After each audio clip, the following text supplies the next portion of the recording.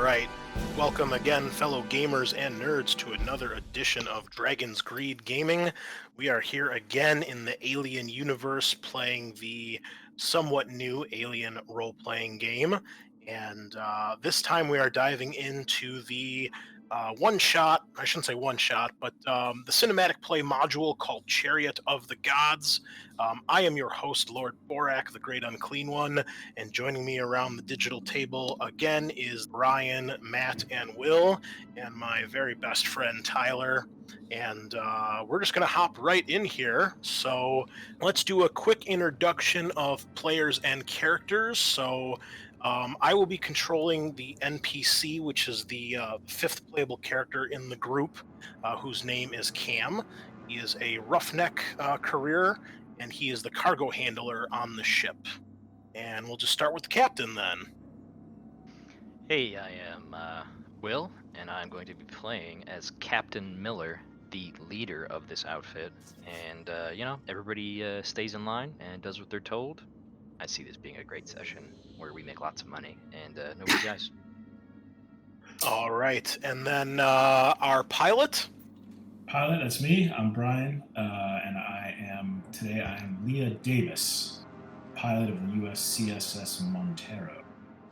I like living on the edge.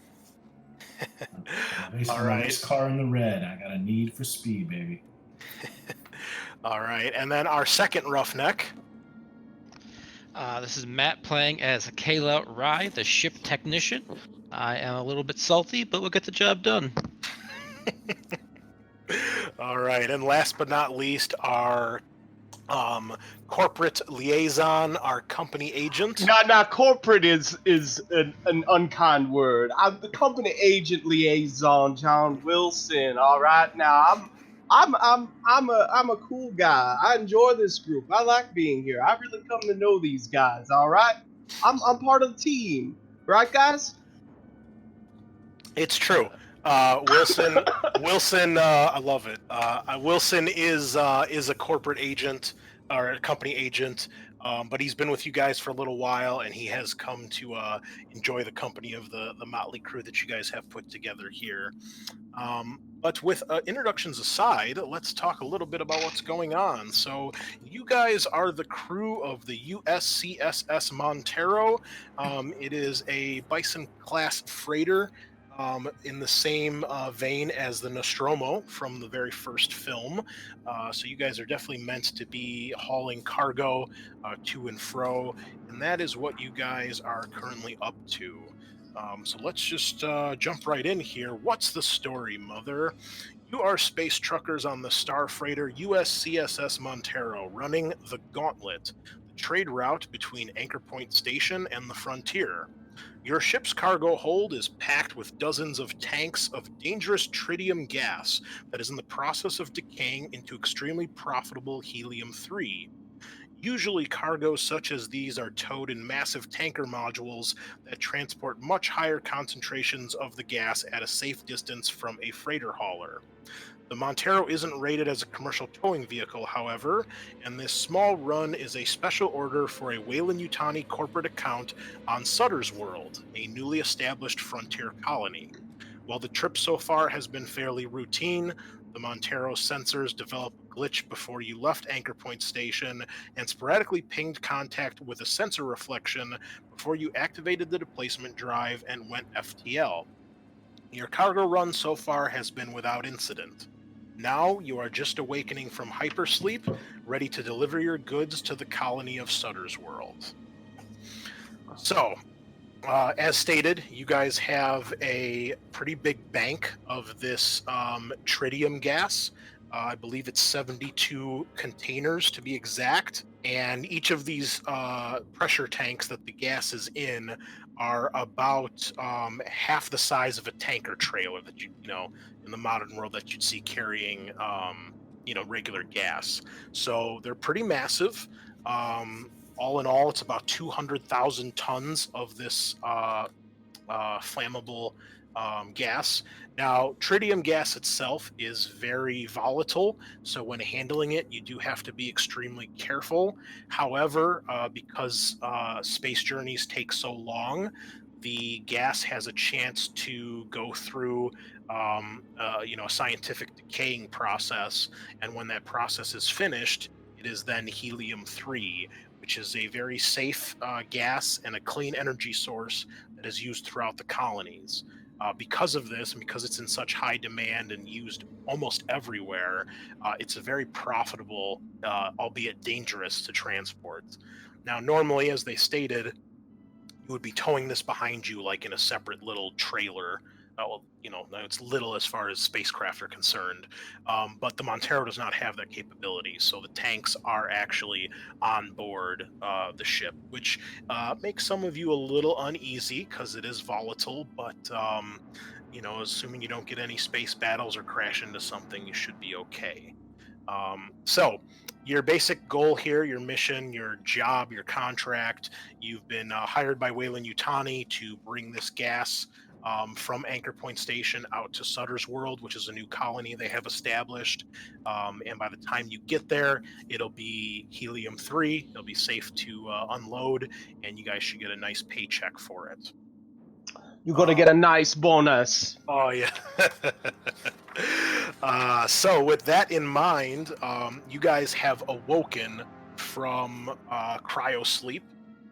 It seems that you guys have arrived near Sutter's World, or at least should be there shortly. You've been woken from cryosleep to give you a chance to acclimate yourselves and get out of the vestiges and paralysis of cryosleep. However, one thing to keep in mind, you guys are all, from coming out of hypersleep, you are suffering from the dehydrated status, and this is going to last for one shift, which is approximately 5 to 10 hours. Obviously, once you start drinking fluids, then it'll go away after a set amount of time has passed by. And I know your next question is what is dehydrated, and you can mark this off on your character sheets as well. There's a spot, I believe it's on the left-hand side, to mark that off. So you just want to check that off for now. But while you are dehydrated, you cannot recover health or relieve stress. And every shift that you are dehydrated, so if a shift goes by 5 to 10 hours and you're still dehydrated, you suffer 1 point of damage and your stress level increases. As soon as you drink, the effects of dehydration will go away after a shift. And if you happen to suffer death rolls while dehydrated, it's even worse than normal. So don't. So yeah, obviously you guys have been in cryo for a while. It's only natural that your bodies are a little woozy, and you've all been in cryo before, so it's not an unusual or unknown experience or feeling, but it is nonetheless a little off-putting. And let's get a little music going here. And just real quick, those blips we picked up, were those outside the ship? yes. All right, cool. Not like outside as in like something on the hull, but something Like in space. Yes, correct. Oh, it's long space. Okay. Sorry, who's the other NPC that you're controlling, Chris? His name is Cam. He is a roughneck. He is the cargo handler of the ship. His first name is Lyron, Lyron. He's 32 years old. He appears to be a bit of a loner. He doesn't really talk much about family or his past, but he is a very loyal individual, and he has come to be... he seems to really like this group and almost kind of considers you guys like his family because he doesn't really have any. He is a roughneck as far as his career. His signature item is a rosary, and his buddy is Rye, but he does not have any rivals. So he gets along with pretty much everybody on the ship, but since Rye is kind of the other really hands-on worker on the ship, those two get along particularly well. Got it. Thank you. So we're just in the mess hall chowing down, getting our fluids into us, eating gruel. Yeah, I believe so that's- this I is believe that's the galley cap. Yeah, this is this picture here is just a quick overview of your ship. So it's got the side view there, and then the overhead view that just shows some of the basic areas of the ship. So you guys get out of cryo eventually, make your way down the hall, and the first place you guys do go is probably the med lab, just to do some basic checks, make sure everybody's systems are checking out okay, and then you guys would head to the galley, to have your first meal, get some fluids going. So I'm assuming everybody does partake in some form of drink, correct? Of course. Parched.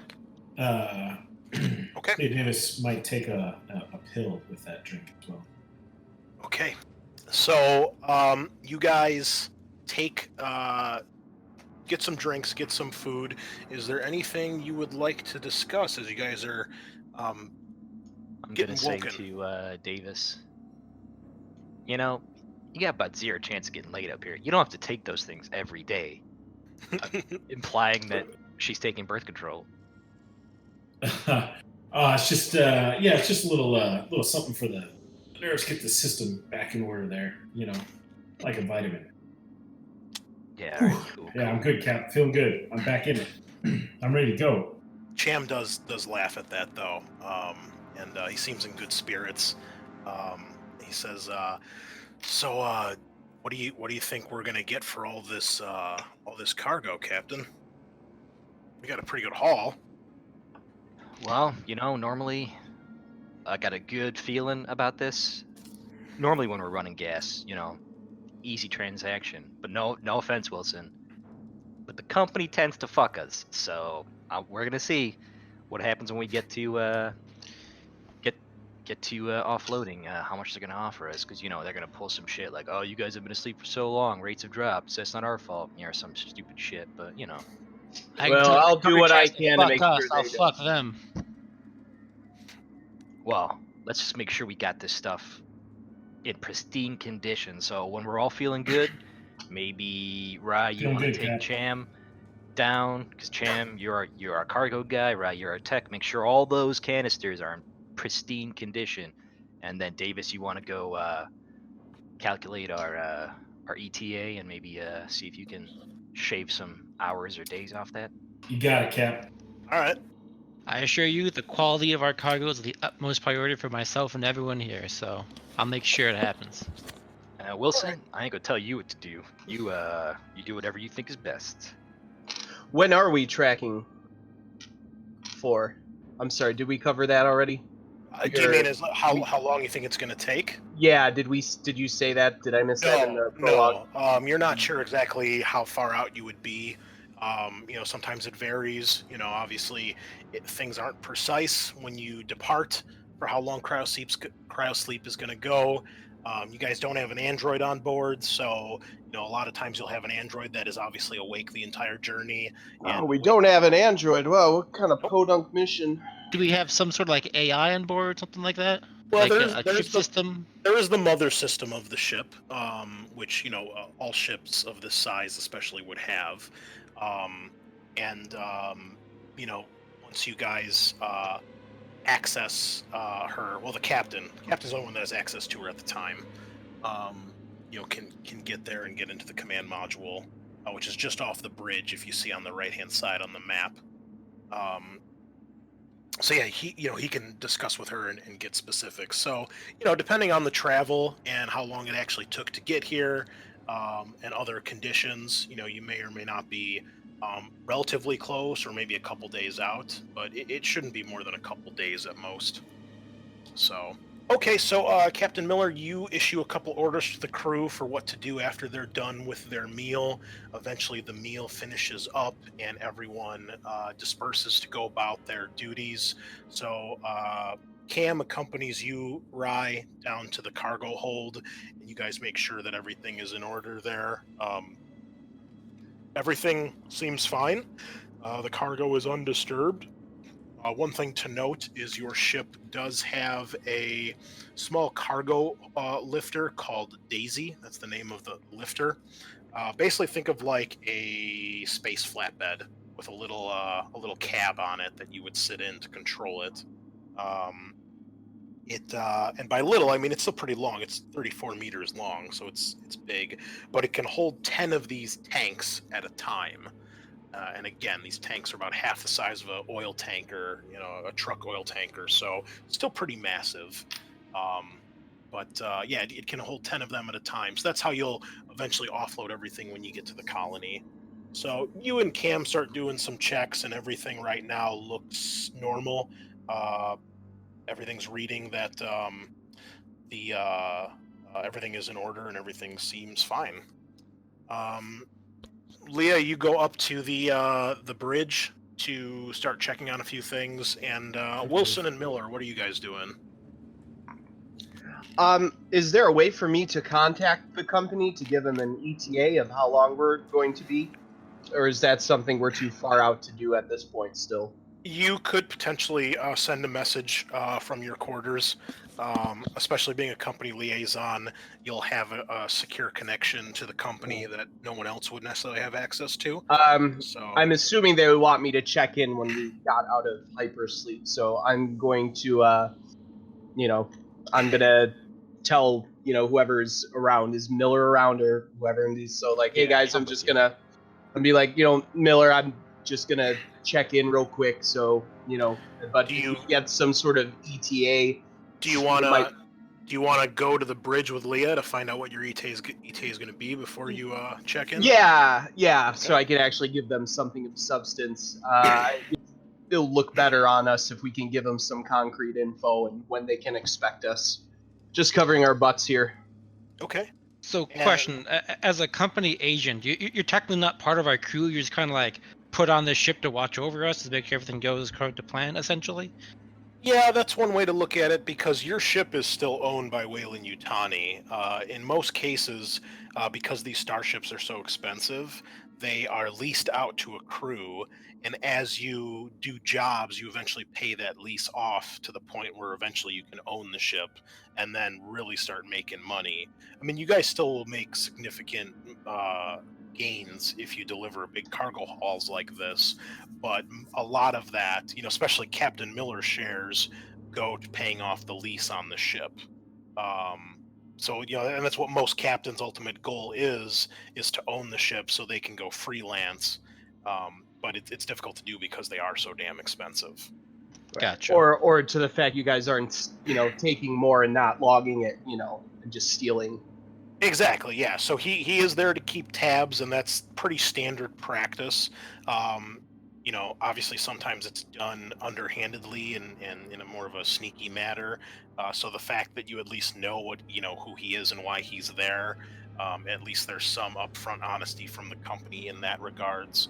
And up until this point, Wilson has not really proven himself to be any sort of terrible human being or like any sort of asshole that you guys can't stand, or oh god, here he comes, the company guy. I mean, obviously you guys still make those jokes because he is the company guy, but There's no still plenty of perk. time for that to happen. oh yeah. Okay, so with that in mind, and then Miller, what are you gonna do? I'm gonna head to the bridge and get out my hand terminal. I'm sure we have months, if not years, of backlogged messages and updates, and just work through synchronizing my email. Okay. And I'm gonna let Wilson know, hey, you put that silver tongue of yours to good use. You get us a good rate. So Cam and Rye are down in the cargo hold, making sure everything is good down there, and the rest of you head up to the bridge. And Davis, you start. Is somebody sending me a message right now? Because I keep getting some pings.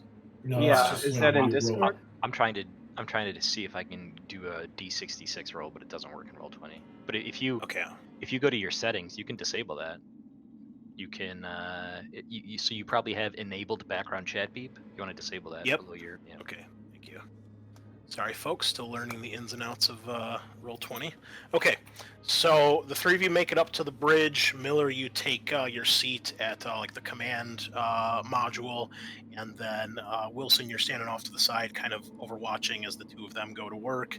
And Davis, you sit in the pilot's chair and start checking a few things. And as you sit down and start trying to trying to get a few things sorted out. So 2 things happen.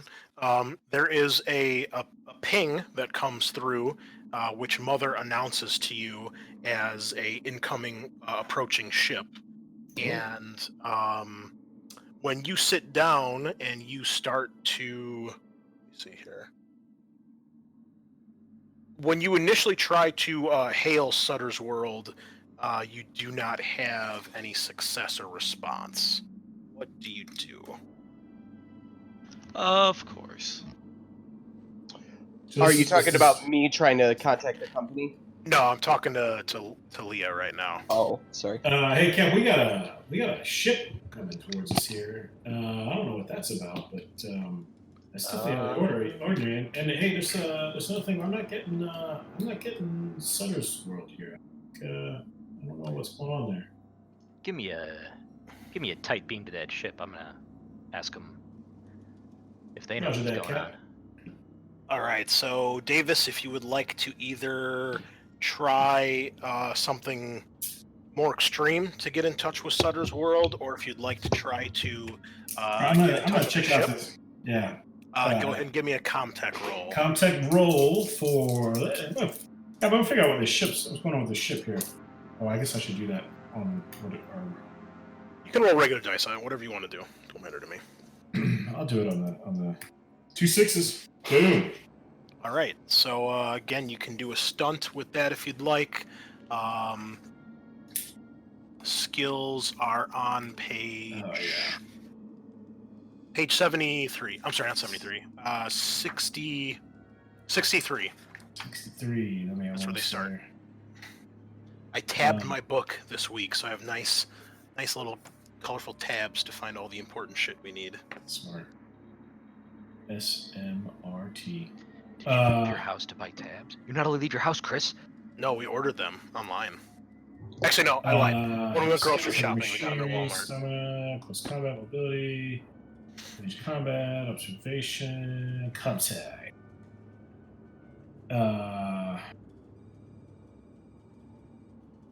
Yeah, I'm gonna make sure I don't have to roll to keep communications open with that one.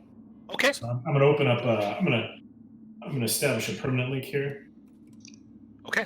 Cap, we are talking to unidentified ship. So you attempt to locate this ship out there in the void, and you try to lock in onto their communication system and open up a channel. And after a couple attempts, and you know that you're doing things right, you are not finding anything. And eventually you get a message from Mother.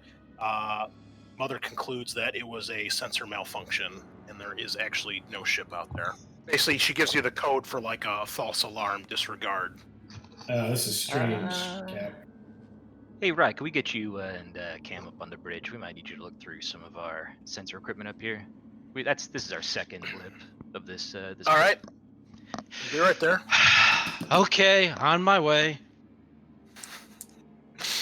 Cam jokes to you, Rye, and says, the whole thing would fall apart without us, wouldn't it? It's always the frontline workers that do all the real work around here.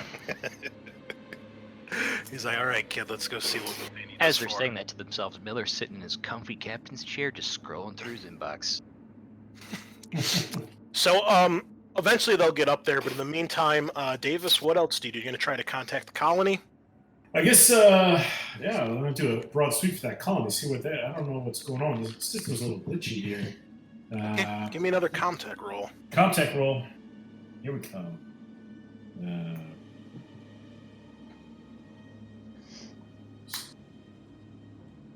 Nothing.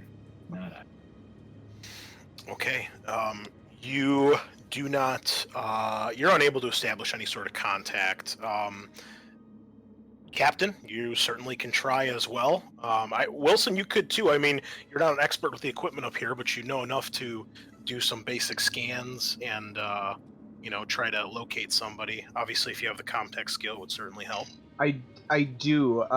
It's Okay. small, but I can give it a try. Okay. Here I go. I do not. Oh, boy, I'm not sure, son. Can't figure it out. All right, Captain, would you like to attempt anything here?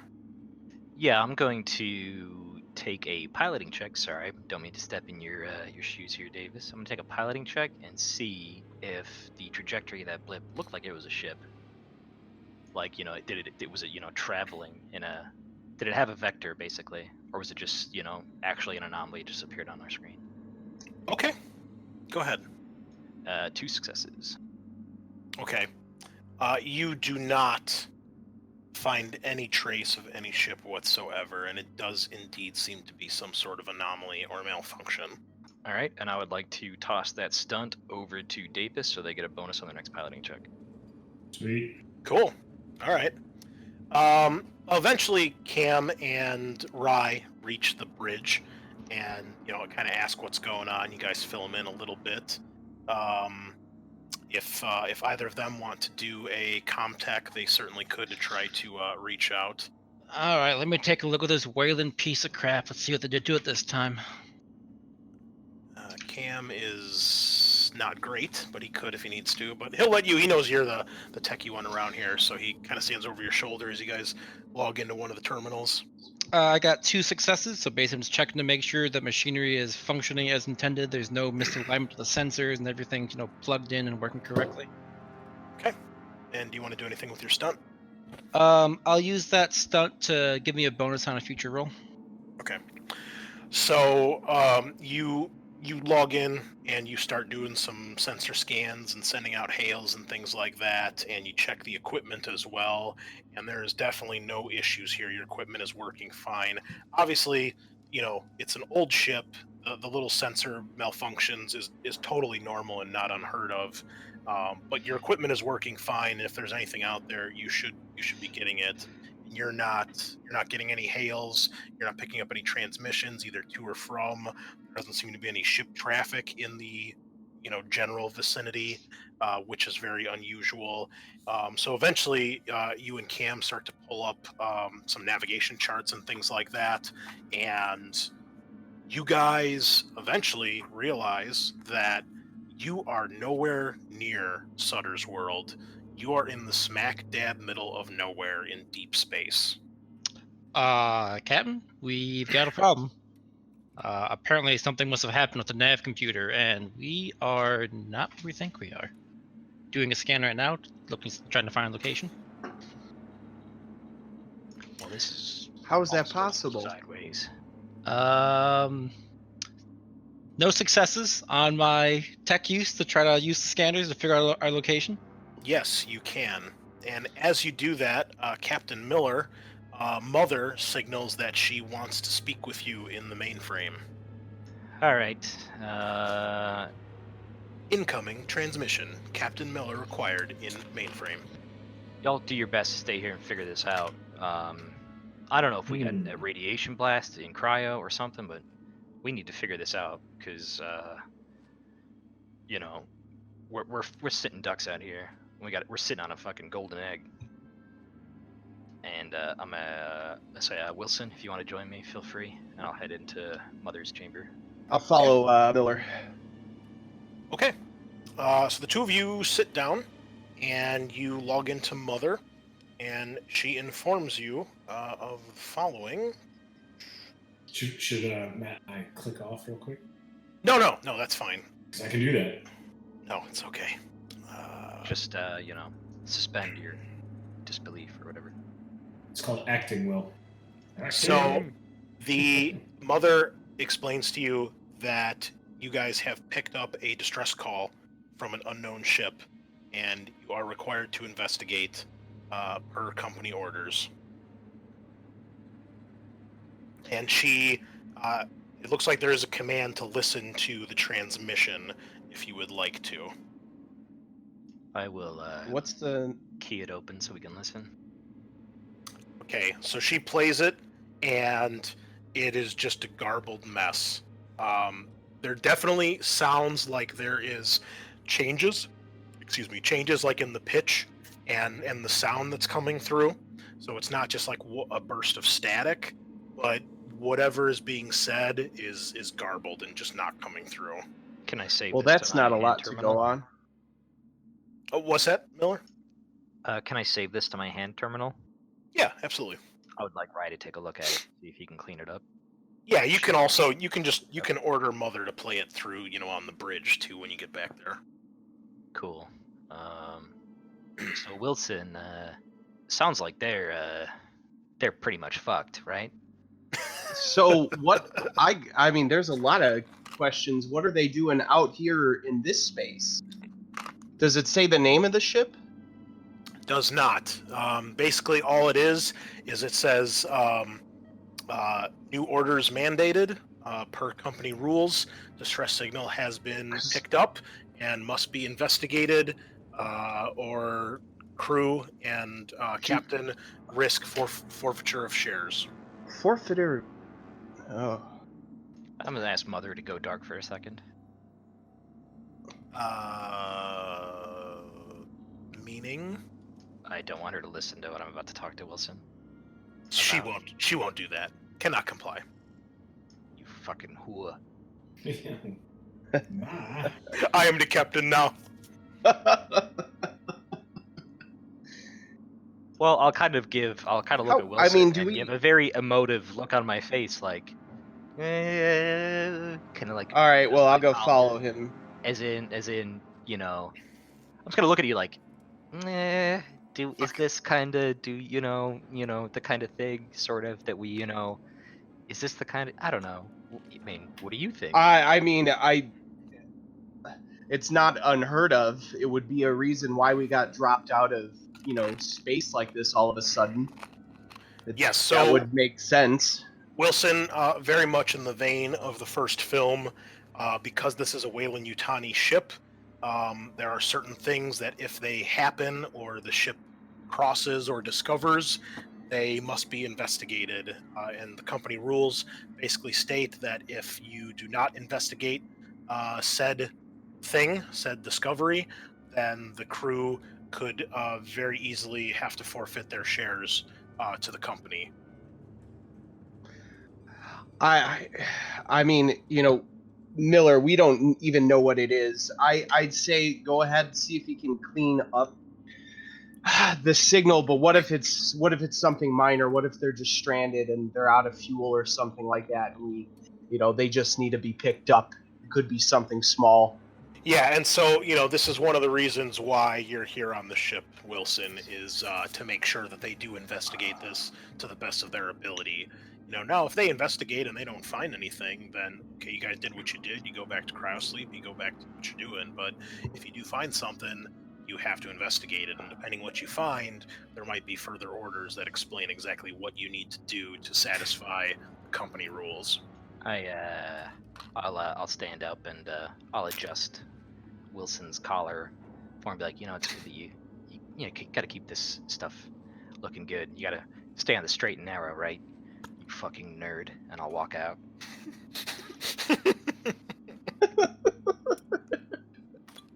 While Wilson and the captain are doing their thing in the chamber, I basically want to go through the ship's navigation logs and try to find coordinates and find out at what point along our route got redirected to this new location, and how long we've been traveling this direction.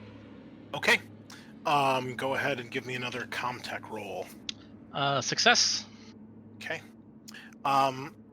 So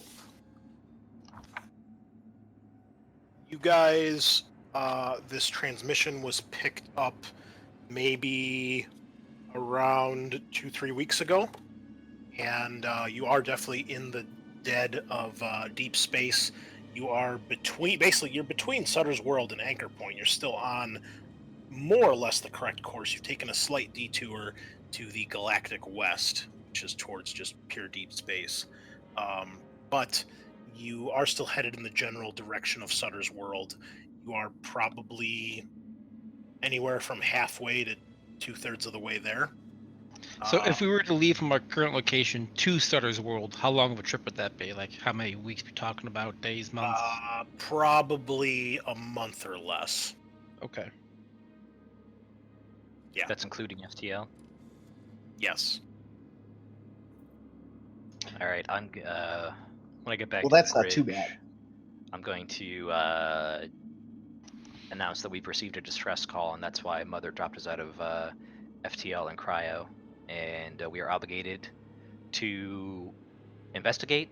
And I just want you to know, as your captain, this is not something up for discussion. We have to do this, and if we were in their position, we want somebody to do it for us. And Rye, if you could please try and clean up this transmission. And Davis, can you set a course for that SOS location? The company's always doing something to make it difficult on us. All right, what do you got?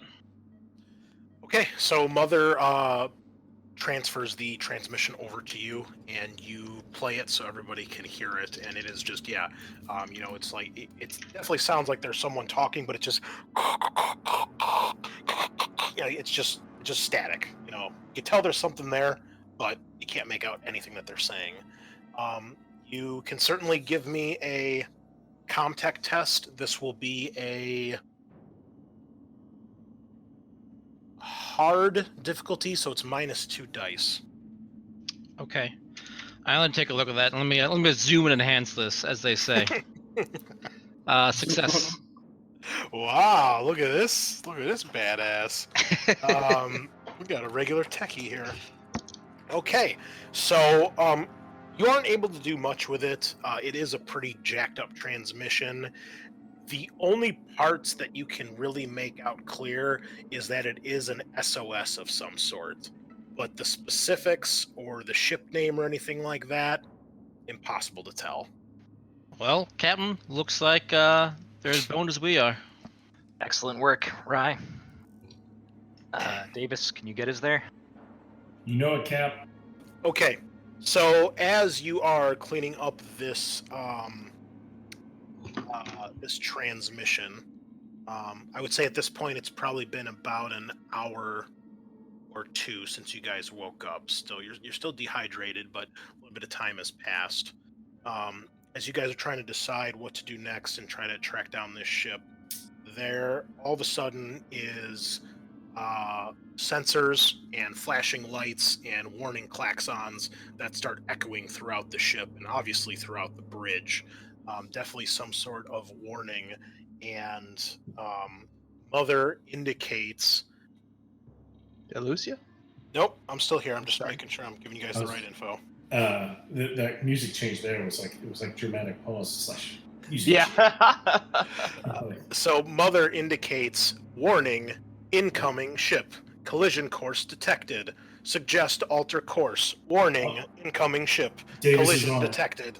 Steered hard. Okay, Down to the left.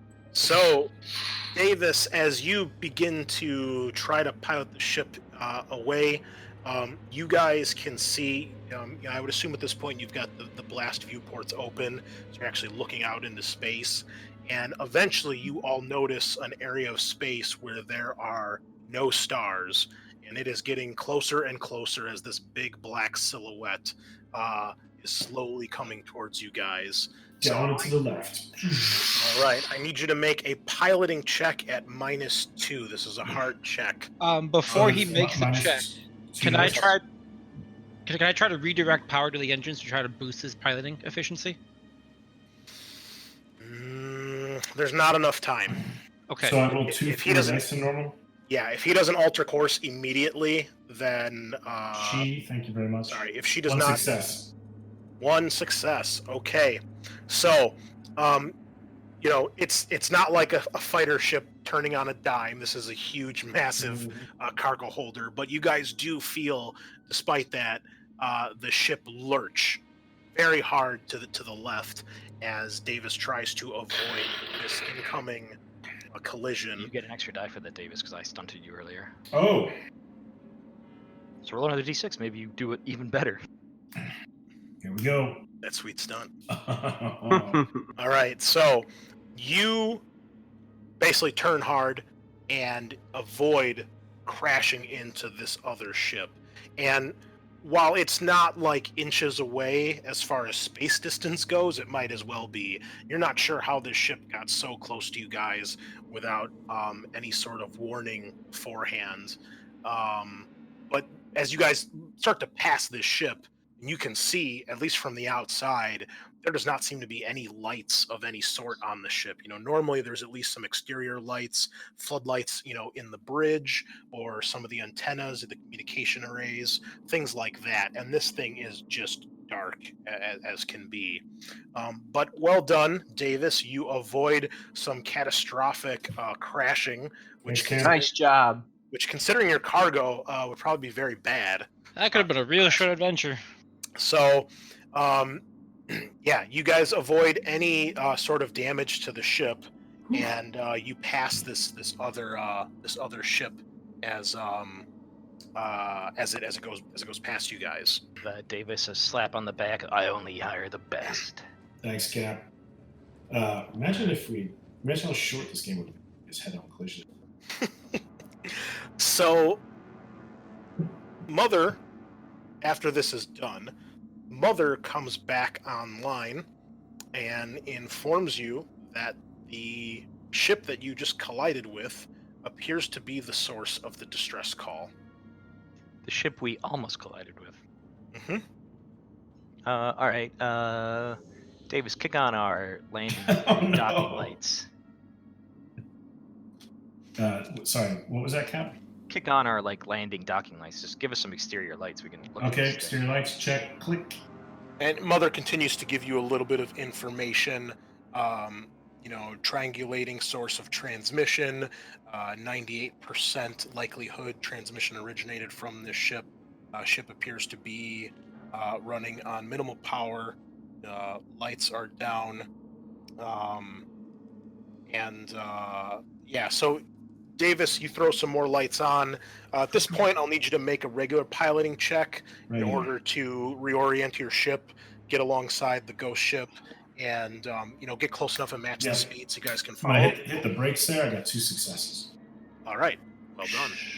Nice.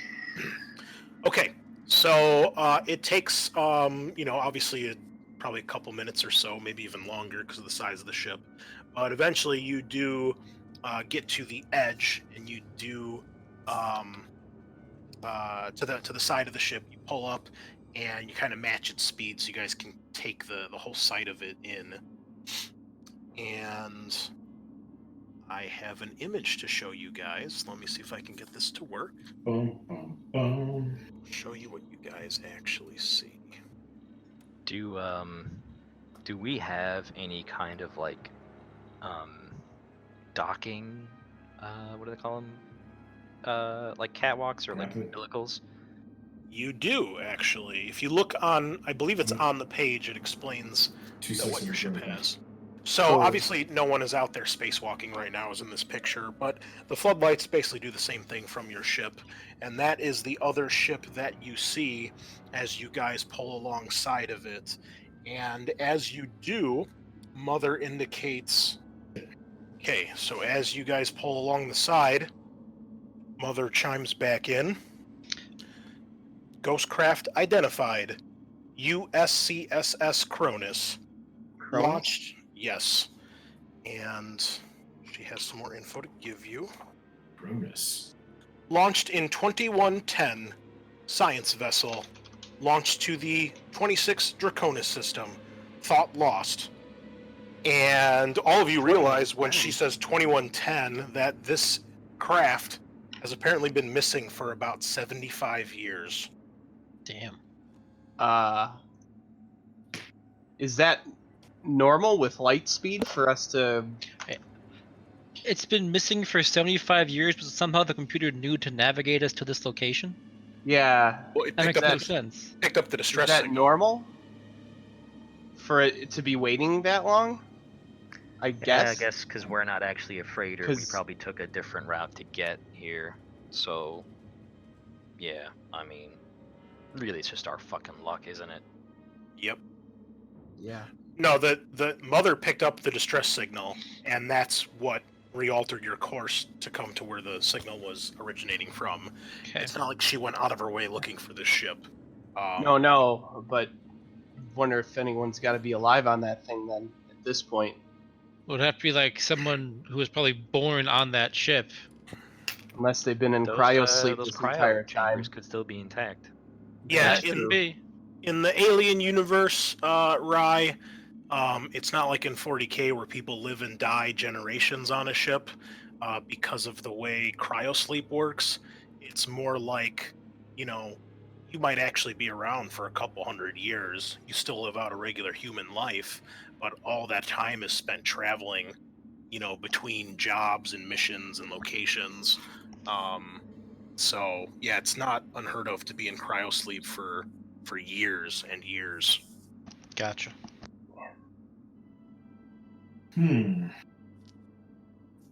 All right. Any other info? Is it giving us? Sorry, Uh, I don't know if we cut you off. She goes on to identify it as a Weyland SEV M3 Helades class spacecraft, which is similar to the type of craft that the Prometheus was from the Prometheus film. So it is definitely Damn, a this science thing is vessel. old. It's Thing more probably it's a more loaded with a lot of expensive equipment. I'm guessing because you said it was a science vessel.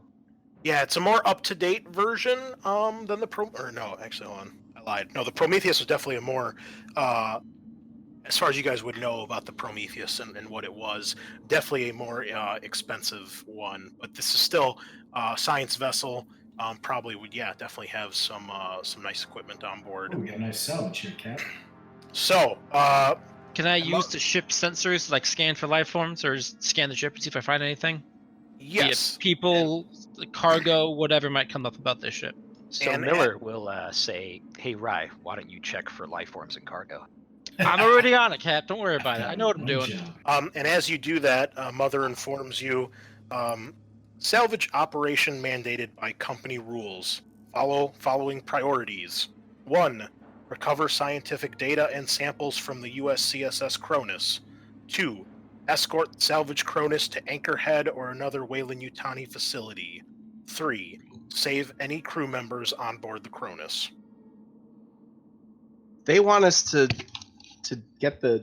tow the entire ship. She said escort. She didn't use the term tow. Your ship really doesn't have the capability to tow anything. They want us to fly. The Daisy. But does. yes, they would want the ship back, obviously. Sure. Can we hail it at this distance?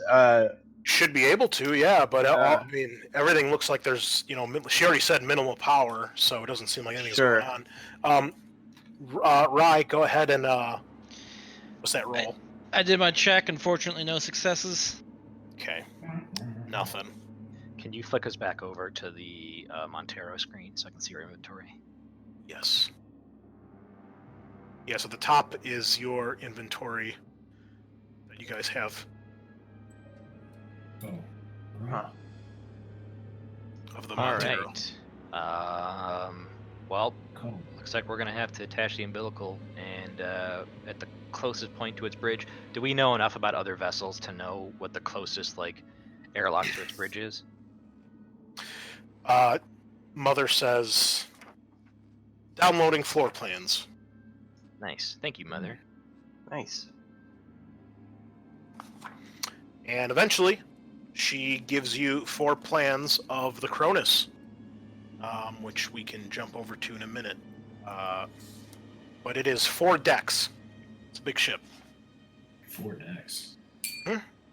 Huh. And as far as boarding it, you have 2 ways to board the ship. You could either spacewalk, much like in the image, from your ship to their ship, and get to an airlock, or you can attempt to connect with the umbilical extension bridge and go that way, which would not require any spacewalking.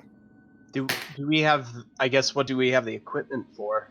We have the compression suits, so I'm guessing we could spacewalk if we wanted. But the Yes. reason I'm asking is, even if we do the umbilical, we'll want to be in the compression suits just in case the ship doesn't have life support systems online. Right. Mm-hmm. Yeah. This turned out to be a hell of a trip, Cap. I'm liking it. Well, we have enough suits to bring back any potential survivors. I mean, we're being optimistic that there's working suits on this ship. Well, let's do our best to get their systems online if we find survivors. But, Davis, I'm just thinking we'll show up to fucking Anchorhead with this new ship in tow, and they'll still yell at us for being late with the gas.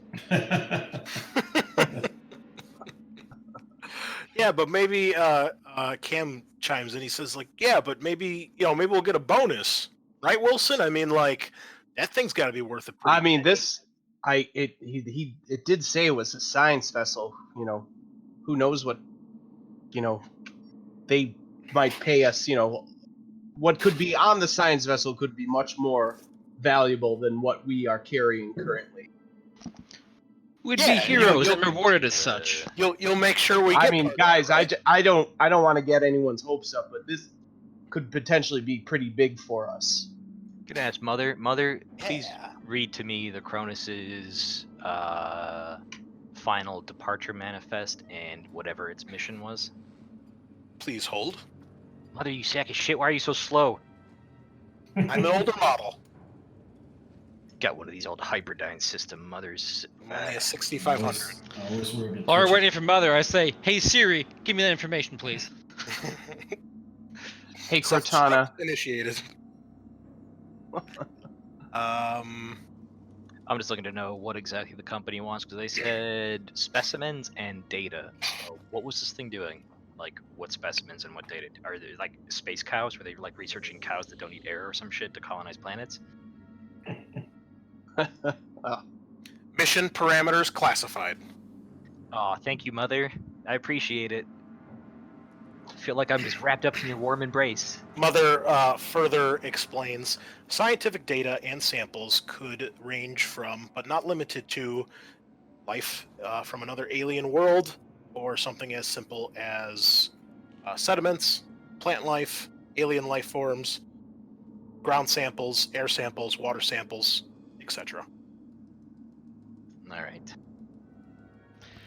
Do we have any sort of like recording device being with us to document what we might find on the ship? Like essentially like a camera.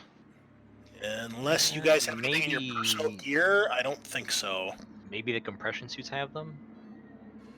If someone wants to look up the compression suits, I'm pretty sure they're in the rule book. Gear is on I will page. take a look. Starts on page 117. Okay, I think our music is starting to work Sturdy properly. helmet has a comm unit, a heads-up display, a lateral headlight, and a wireless helmet cam that syncs to any mobile or stationary monitoring system. The suit carries a healthy supply of oxygen and maintains internal pressure for its wearer while in a vacuum. If you're going to get blown out into space, you want to be in an MK50 armor rating 2, maximum air supply 5. If you're getting put on speed. So I would envision much like the one that you see Shaw wearing in the picture.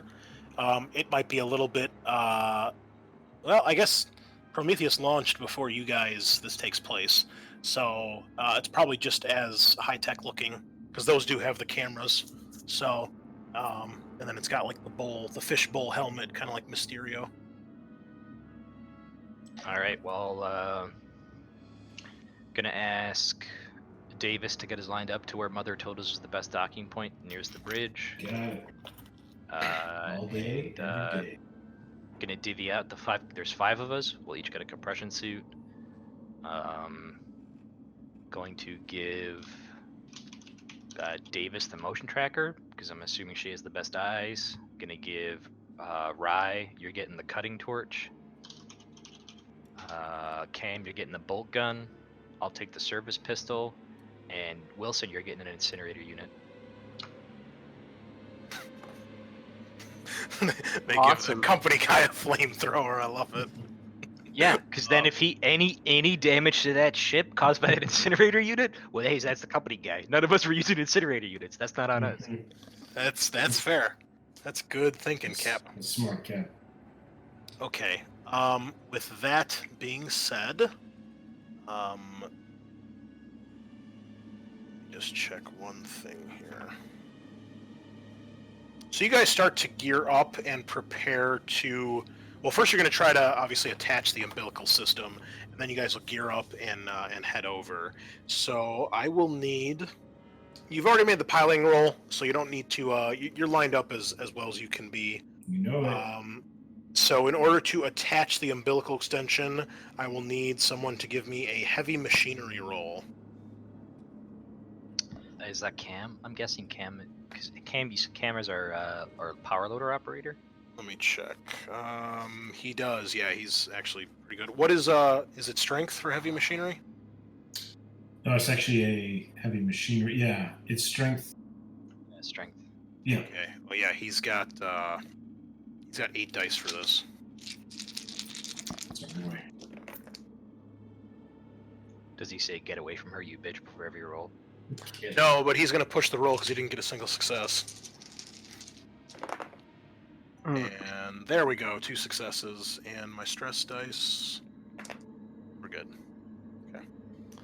All right. So he does connect it, and he'll use his stunt to have an auto success if he ever has to reattach the umbilical cord to the Cronus. I will note I looked up the cutting torch. Apparently, while using it, gives you a +2 modifier to the heavy machinery skill. So maybe it should go to him instead. I mean, here he has 8 dice. All right. He does have close combat too. I don't know if you have any combat skills, Rye. I Is do it- not. How about His this? agility is only 3. I'll hand Cam and Rye the torch and the bolt gun, and here, you guys figure this out. Okay. Cam will take whatever. I mean, he'd actually probably just go for the torch, I guess I'll take the bolt gun then. unless you want the torch. It's up to you. I'll take the bolt gun. That's fine. Okay, he'll take the torch then. Okay, so the umbilical cord is attached, and you guys begin to suit up. So you have a minute or two to discuss things as you prepare to traverse over to the next ship. All right, Hmm. look. Well, can we take a look at the? Should we? Yes. Can we change over to the floor plans now? Are we good? Yeah. I just wanted to see that to divvy out the gear. Okay. So it is. Oh, and we're gonna move our power loader to be as close to our umbilical as possible, just in case we have to move any heavy shit over. Okay. Yes, because that's what it'll get used for. I mean, What kind of power loader is it? Can you check in the gear? Is it like a power suit like in Aliens? Or is it like something else? Okay, you guys just have a blank screen right now? yep. Yep. Okay. I had fog of war. Yeah, it is just like in Aliens. It gives the heavy machinery in close combat +3, base damage rating 3 in close combat attacks. Requires a skill level of 2 or more in heavy machinery to even use it. Okay. I mean, it's not going to be able to fit in the like regular halls of the ship. If you bring it to the cargo hold, it'll fit, which you'll see in a second. The ship does have a pretty big cargo hold. Let me turn off the fog of war here. I didn't realize you got a thing. Is that not working? I don't want to bring it over to the Cronus. I just want it like close to our umbilical in case I have to have Cam go get it and like come pick up some heavy shit. Hold on, I'm still trying to reveal the whole map here. We get the salvage going. Whoa, cool. Oh, is this? Oh no. So that's the Chronos we're looking at. Yeah, it's 4 floors. Let me it's really hard to do without a mouse and with all your images in the way. I will note that the compression suits apparently have an armor rating of 2. Okay, can everybody see pretty much the entirety of the map now? Mm-hmm. Yeah. Okay, that should be all. Okay, so there are your icons, and everybody should have control of their character, I think. Just want to double check. They're on the bottom right on deck D. Oh, they're kind of tiny. I cannot click mine. Okay. let's do that. Hey, if you get a chance to look at page 119, Chris, the table is different from the actual item listing. What do you mean the table is? So the service pistol listing says bonus +2 +1, and the table says bonus +2. Oh, okay. Do you have the card deck by chance? Because that is in the card deck. I do have the card deck. I'll take a look. Check at what it. it says in the card. But it's page 119 in the rulebook. Okay. The card for the service pistol says bonus +1. Okay, and that's what it is. Well, I think both the card and the listing are wrong, and the table is right. Really? Okay, you all should have control of your character icons now. Every time another company makes a mistake, Brian feels a little bit better about himself. Yeah, I do.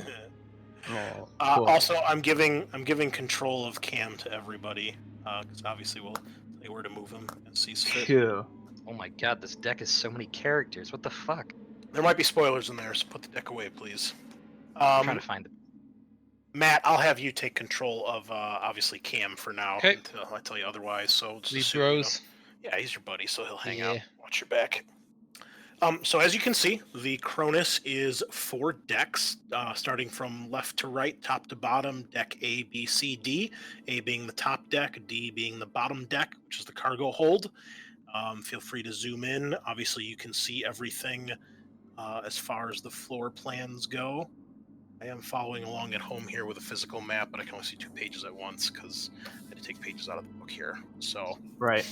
and then the airlock, if I recall, I believe it's on deck A. I believe it's on deck A.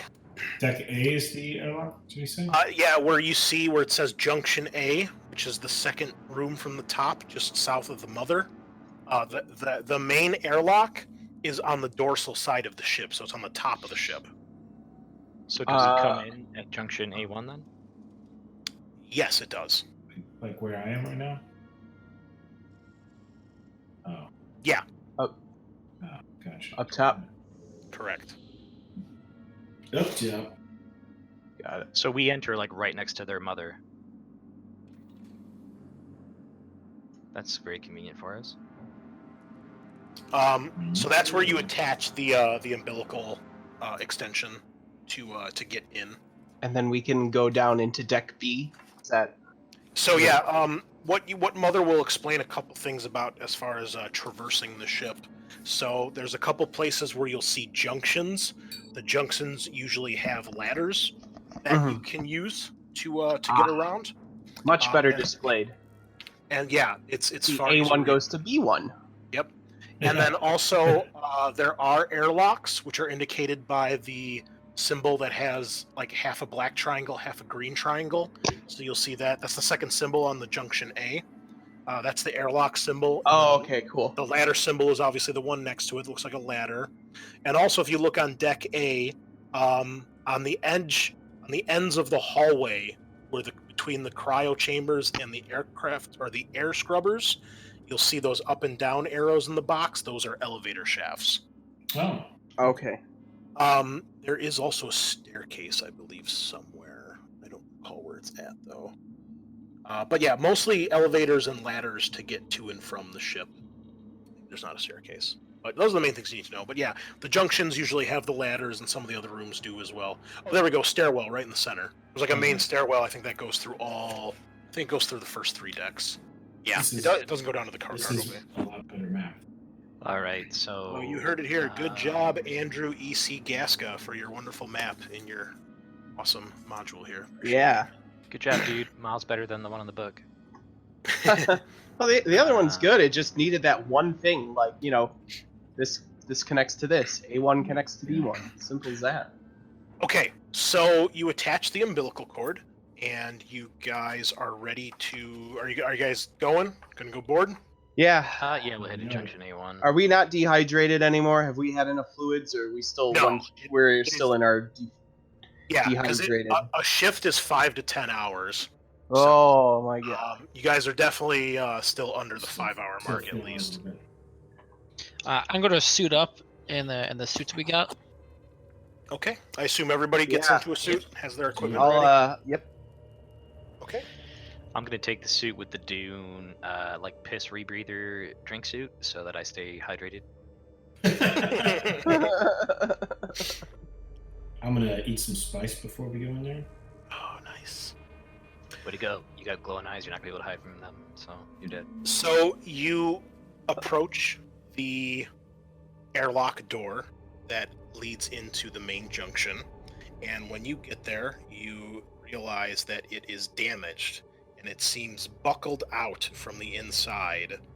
And it basically, in order to get this thing open, we're gonna need the cutting torch and a heavy machinery roll. All So, right, cool. Cam, Yes, get it done. Cam is up here. All right. He gets +2, I think. Yeah, can you double check that for me, please? Sitting on 1 stress right now. Actually, you guys probably had time to get rid of stress because it's been a couple. Oh, did I miss a part where we picked up stress? Only Cam did because he had to Oh. push his roll to pass it. I think maybe something happened while I was. Is it +2 for the torch?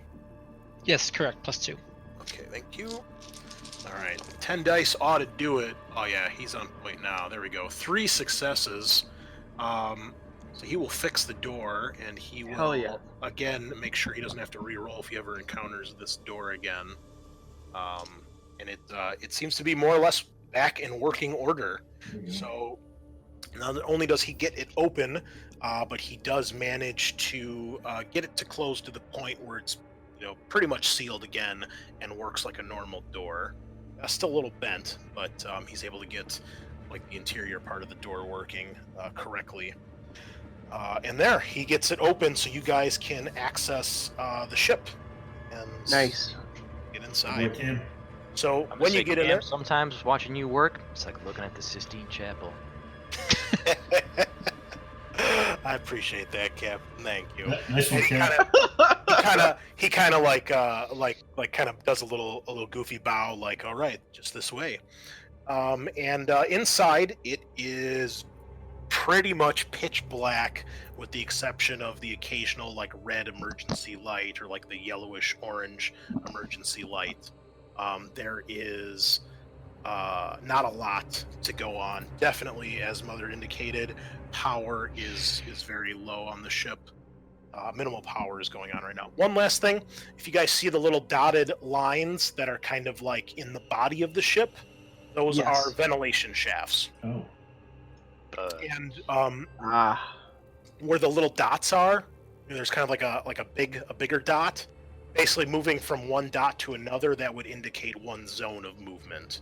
So since you're not actually moving through rooms, you're moving through the vents.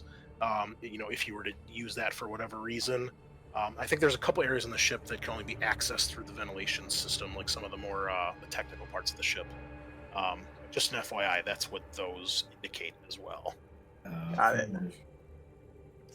And so you guys get inside this main junction, and as you can see, there is a door to the north and south. The north door leads to the hallway and ultimately to the mother mainframe room, and south leads to the cross section hallway, which leads further into the ship.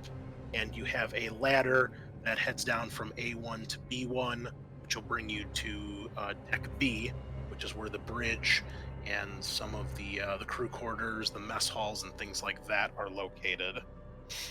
Well, Also, all right, so a folks. couple things when you guys get in here, you are currently using your air supply on your suits. So on your character sheet, there's a spot where you can track air.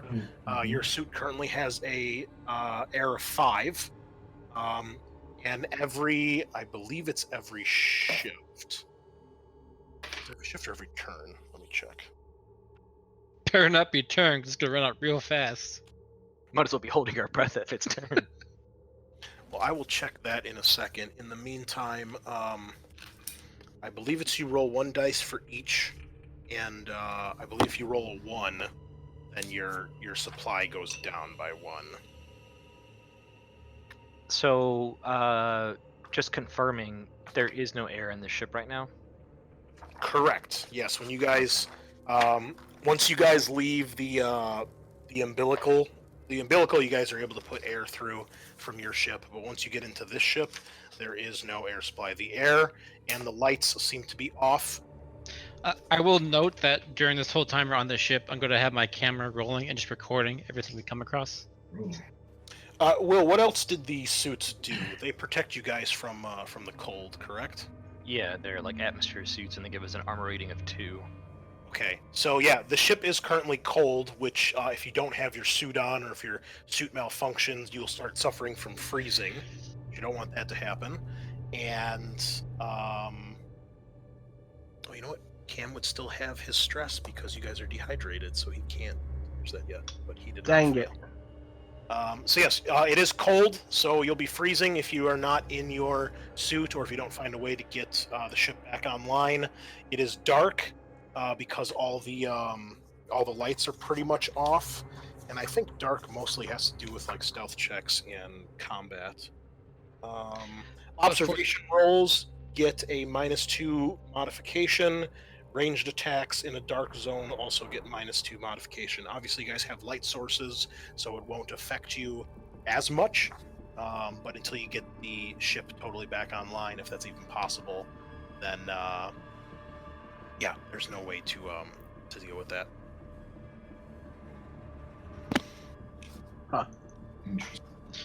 We have knowledge of the ship as to where like the power station would be on the ship.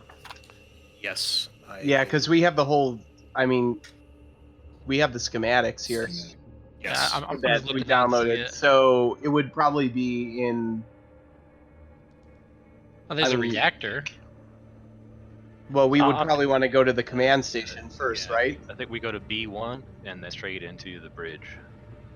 Bridge. Let's Yeah. go to the bridge. I'm ready. I'm just calling it now. We're going to B1 to Go the to bridge and We're going to try and get things working there. If that doesn't work, we're going to go visit the reactor. But while we're in I can B1, finally see it. looks like there's an armory and an EVA suit stockpile there. So we're just going to make sure we're all stocked up, good to go. Because we don't know if this was pirates, if this was shit luck, or if it was some kind of radiation burst. But we're going to be fucking yeah, sure. we really have no idea. And with that, Miller is going to descend to B1. Right behind. Okay, so hold on. I'm reading for air. So yes, you roll 1 dice for each supply. So you roll 5 dice. If you roll a 1 or for every 1 you roll on the dice, the supply rating is decreased by 1. And if you reach a 0, then you're out of whatever supply. Oh, so it's like a gun. And for air, you roll every turn, which is every 5 to 10 minutes. I presume I have we'll to do probably- that with my vitamins as well. Huh? We'll probably all have to roll when we hit the bridge. I'm sorry. Say that again, Brian. Presume because Leah's low on her vitamins. Yes. So do I would have to do that for that as well. Um, But it doesn't. It's not a value. It just says almost empty. I'll tell you if you Okay. run out. Cool. Cool. But I believe yours said you have to do it every shift. yeah. 10 hours, so you don't need to take another one for now. I just wasn't sure if I was supposed to have tested something when I popped that first one. No. That one doesn't. It would have a supply rating if it. Okay. Yeah, because it doesn't have a number there.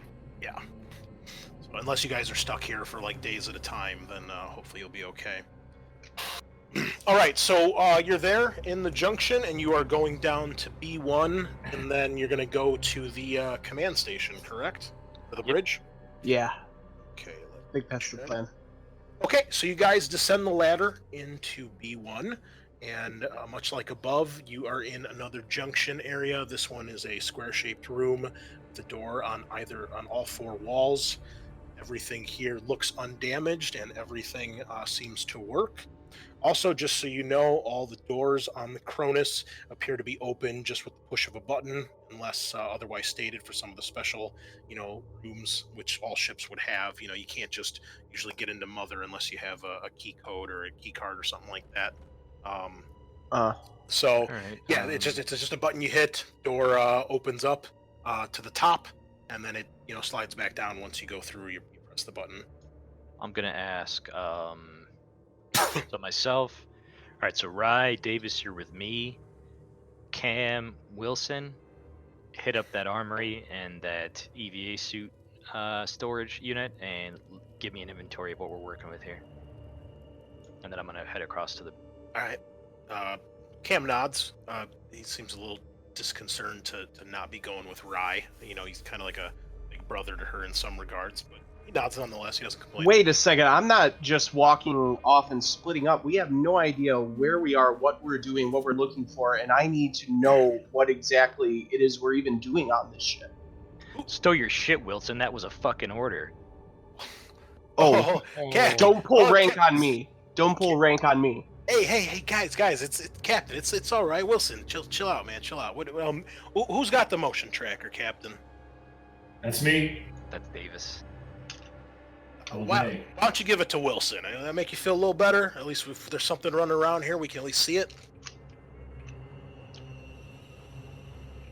I He want kind you of looks guys. to you, Wilson. Like, is that enough to kind of No, it's all right. you? All right, fine. Davis, you go with Cam. Give me that inventory. Wilson and Rye, you're with me, and then I'm gonna head to the bridge. As I part ways with Cam, I'll kind of like give him a little tap on the shoulder, like it'll be all right. We'll get through this. He nods. Yeah, he doesn't. He doesn't. I'll see put my it. hand out to see if Wilson wants me to hold their hand as we walk towards the bridge.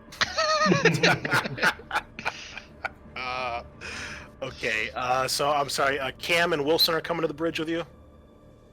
Right. No, Cam and Davis are going to take an inventory of the armory and the EVA suit depository, and Okay. Wilson and Rye are coming with me to the bridge. Okay. So you guys move up to the bridge. Davis, if you'll take control of Cam's token, please. Yep. And he kind of looks at you and says, "All right. Where do you want to go?" Kind of like motions to the two doors on either side of the room, the left and the right. Let's see. I lost my orientation here. Let's go to the. He kind of laughs. He kind of laughs like you want to flip a coin because he knows that you're Yeah. Let's go impulsive to, like that. Let's go to the right. Okay. All right. So Yeah, right, at so the this one. bridge, you guys enter the bridge, and at this We're point, here. everybody will need to roll for their air. Ooh. Cam goes down by 2. Miller's good. I'm good. It's 5d6. Yeah, because it's Yeah. 1 for every supply.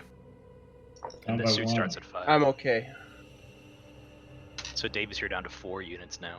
Yep. And you guys have readers obviously on your little meters and stuff that tell you, so it's not like you're just gonna be like, oh shit, you know. Do we have communication between all of us? Yes. Yeah, We've had- we do. Okay. I'm gonna pick up and like, Davis and Cam, just take it easy, deep breaths. Not too deep. No, I'm saying deep breaths. I know it doesn't seem right, but just take deep, slow breaths. You'll be all right. These suits are all old and twitchy. They could use an upgrade. They probably haven't been cleaned in a while, to be honest. And then I'm gonna say, Rye, can you get to work on getting these online? And I'm gonna see what I can do with the command bridge to gain any kind of information on what happened here. I will access the systems, see what I can see if I can try and get power going. I seem to be a comtech. Okay, hold on. I'm just keeping track of where you guys are as well. Rye is on the bridge as well, right? Yes. Okay, so the three of you go up to the bridge, and as you can see, it is broken into several sections. The lines that separate everything, those represent zones. So since the bridge is rather large, the outside section and then the actual section where the command station is are considered two separate zones for you to move to them. And there's a big holo display table in the middle, much like in a lot of the films where you can get the holo display. I'm So- gonna go to the life support monitor and start there. Okay, life support monitor. So when you guys get into the bridge, much like the rest of the ship, everything is dark. Everything seems to be on power reserve and battery reserve, and only faint standby lights are kind of giving an eerie orange glow to the majority of the bridge. The blast shutters are lowered, shut tight around the viewports, so that obviously adds to darkness as well. And there is soot on the ceiling above several of the stations where it seems systems may have burned out, either from shorting out or fire damage or maybe even an explosion, although nothing seems quite that damaged. Soot. As you look around, you go to the life support monitors, Ray, and much like everything else here, the power is down and this station is not currently operational. Are there any signs of power? I said there's still emergency lights. Is that's going right now? Yes. Something like yeah. that. Mhm. But all the actual computers and consoles and stations are all currently powered down. Correct. Okay. Can I attempt a contact to see if I can like hotwire something, try to get it powered back up?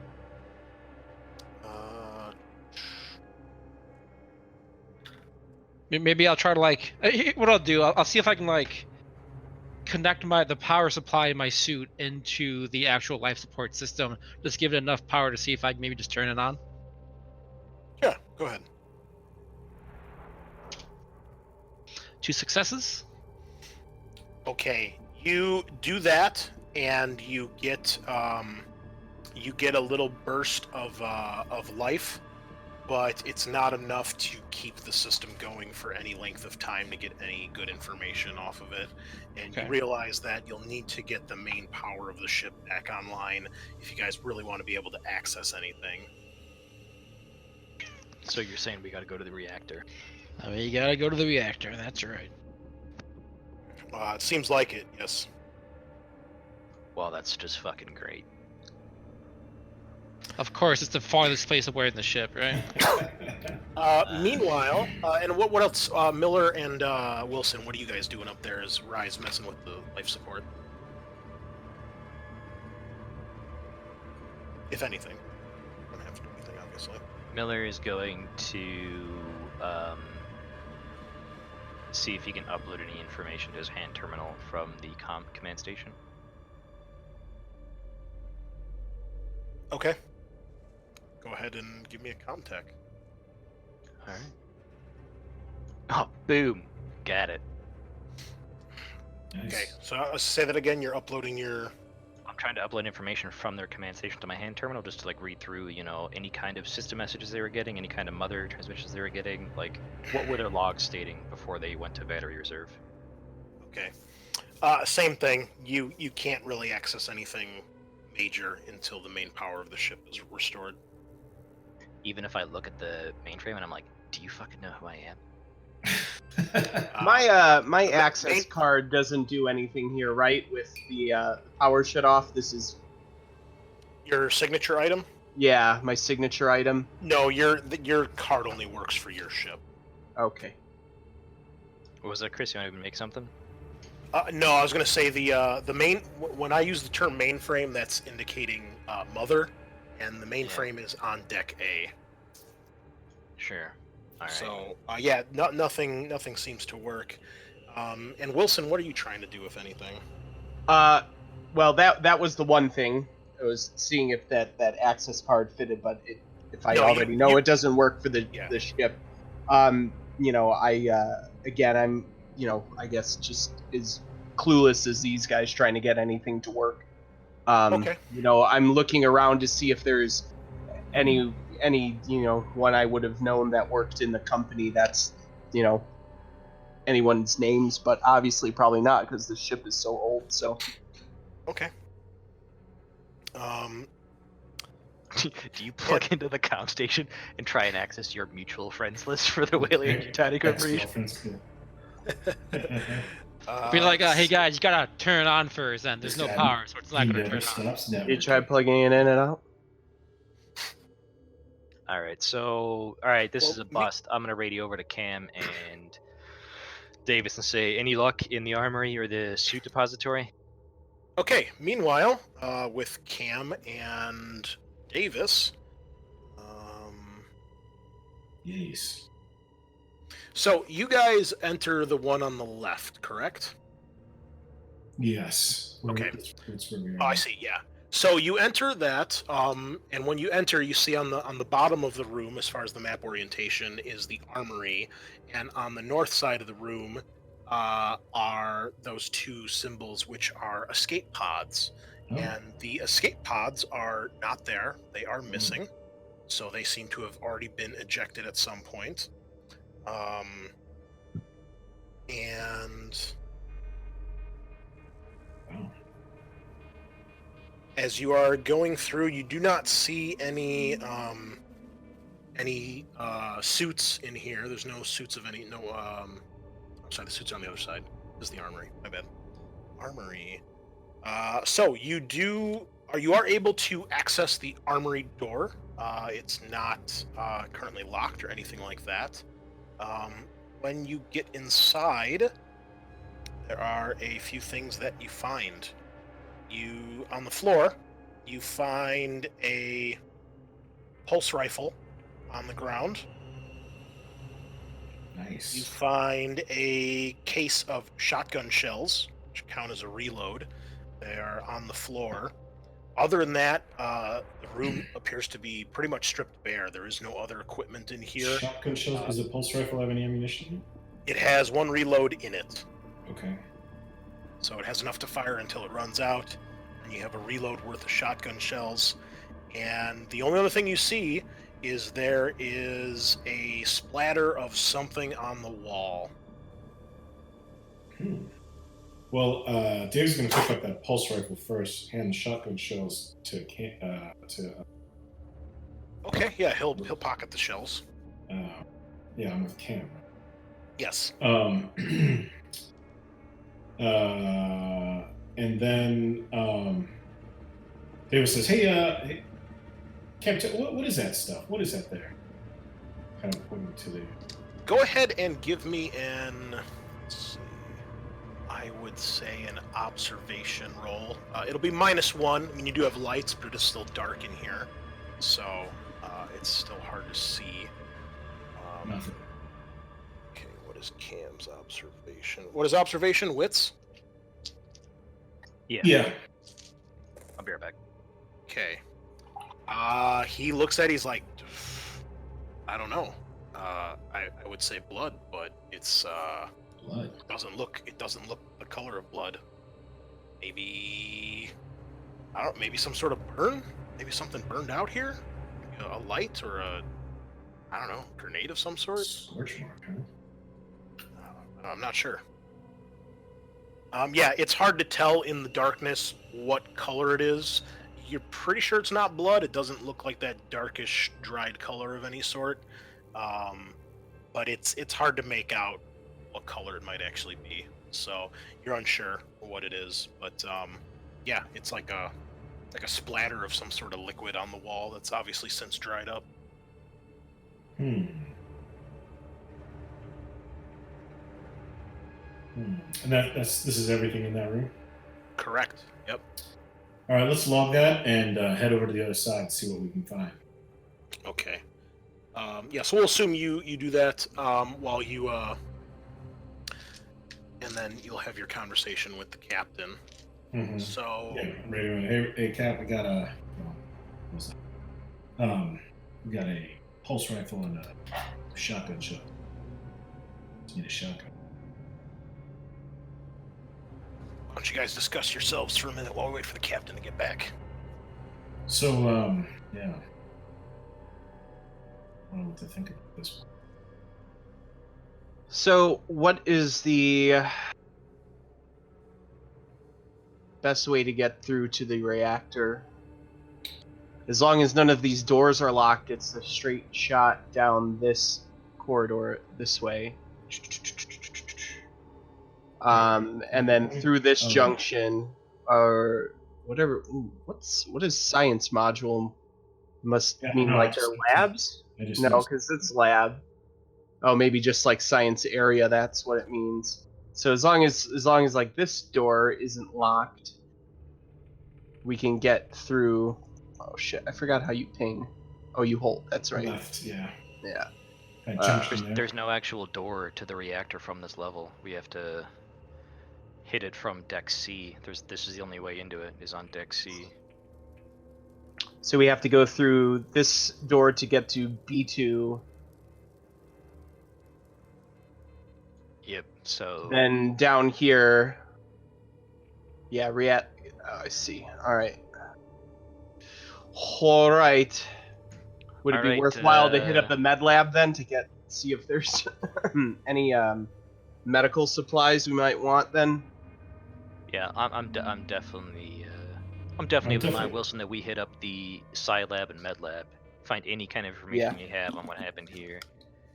We could even send 2 people to go to the Sci Lab, 2 people to go to the reactor core, and then Wilson, you can float whichever group you want. And I'm definitely reporting in that the escape modules are gone. Copy that. No escape modules, and there's still weapons behind, huh? Sounds like, I don't know. Sounds like it's some kind of catastrophic system failure, and they took their chances out in the black. Okay.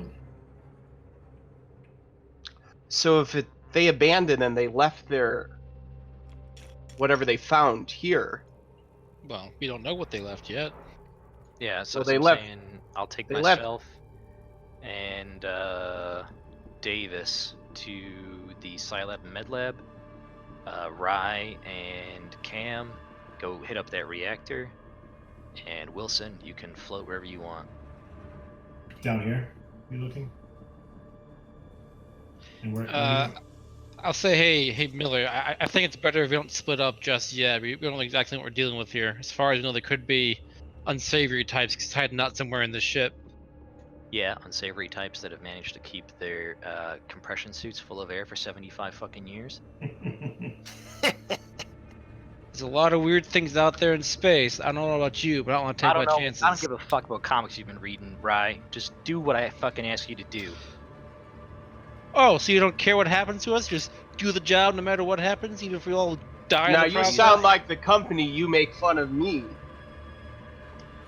It's got a point. Listen, we are on mission, so what I say goes, alright? Do not make me pull fucking rank. Now you are the captain, Miller, and you've led us square and true so far, but I just have to agree with him about splitting up. It just feels like a bad idea. Now maybe that's because I'm not a fighter like you guys, but I just want to get to the bottom of this and get the hell out of here as fast as we can. Look, I've been on this journey long as all of you. I want to get home too. Fastest way to do this shit is split up. If all 5 of us are stumbling over each other in each fucking room and each pod in this thing, we're gonna be here all goddamn day. Cap's got a point. Oh. I'll kind of Okay. shoot you a glare and kind of grumble under my teeth a little bit and be like, fine.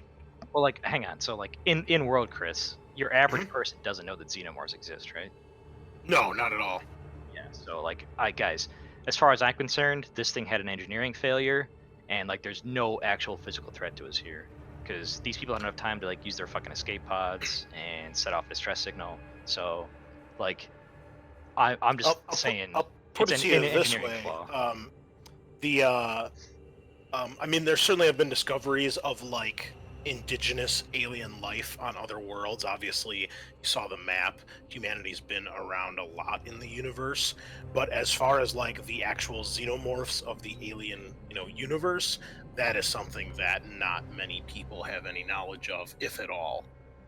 And you guys, certainly don't. You may have heard rumors of things, but you've never encountered or seen anything credible to back that up. So, you certainly wouldn't be expecting like It's basically for Hudson saying, scattling around. this is just another fucking bug hunt. Nothing to really worry about. Yeah. So all I'm saying is Rye and Cam, get me that reactor up and running. Dave is here with me to find these specimens we have to get. Wilson, do whatever the fuck you want to do. Well, I'm gonna follow you, Captain. Okay. All right. So you're sending Rye and Cam down to the reactor, right? Yeah, down to sea level. They can either go at junction C2 or junction C1. Okay, and then where are you guys going? We're going where to I am right now. the med lab and sci lab to find these specimens we're ordered to get. Okay. I'd be heading towards the B2 junction to get down there. All right, so we're all together up until this point right here, right? Hold on, just B2 junction. See B1 junction. Oh, B2. There we go. So you guys are all going in the same direction. Yeah. And then you'll split up to go to the other floors. Okay. On the way down the hall, I would check just the door to the corporate room, just to kind of peek in. I'm not going to go inside. Just want to kind of open the door and just look in. Sure, I'm a little hesitant right now. Just want to, check my corners, make sure everything's okay. Okay. Let me see what we have there. What room number is it? Does it say? Or no, I'm sorry. It's corporate we're on suite. Deck B. I'm gonna offer Rye one of my pills. I don't Yeah. know what your pills are. Just to No, confirm, you want- were there you want one of these? any extra EVA suits or air supplies in the EVA suit depository? So did you guys have a chance? Did you have them search it before you Oh, calmed well, down? no, we did go over there, but then we've kind Okay. of... So between all that, we'll see you guys did have a chance to search that as well. Davis, when you and Cam get into the other vestibule number 2, where the EVA suits are, again, the escape pods, the other 2 escape pods are gone. They have been ejected and nowhere to be seen.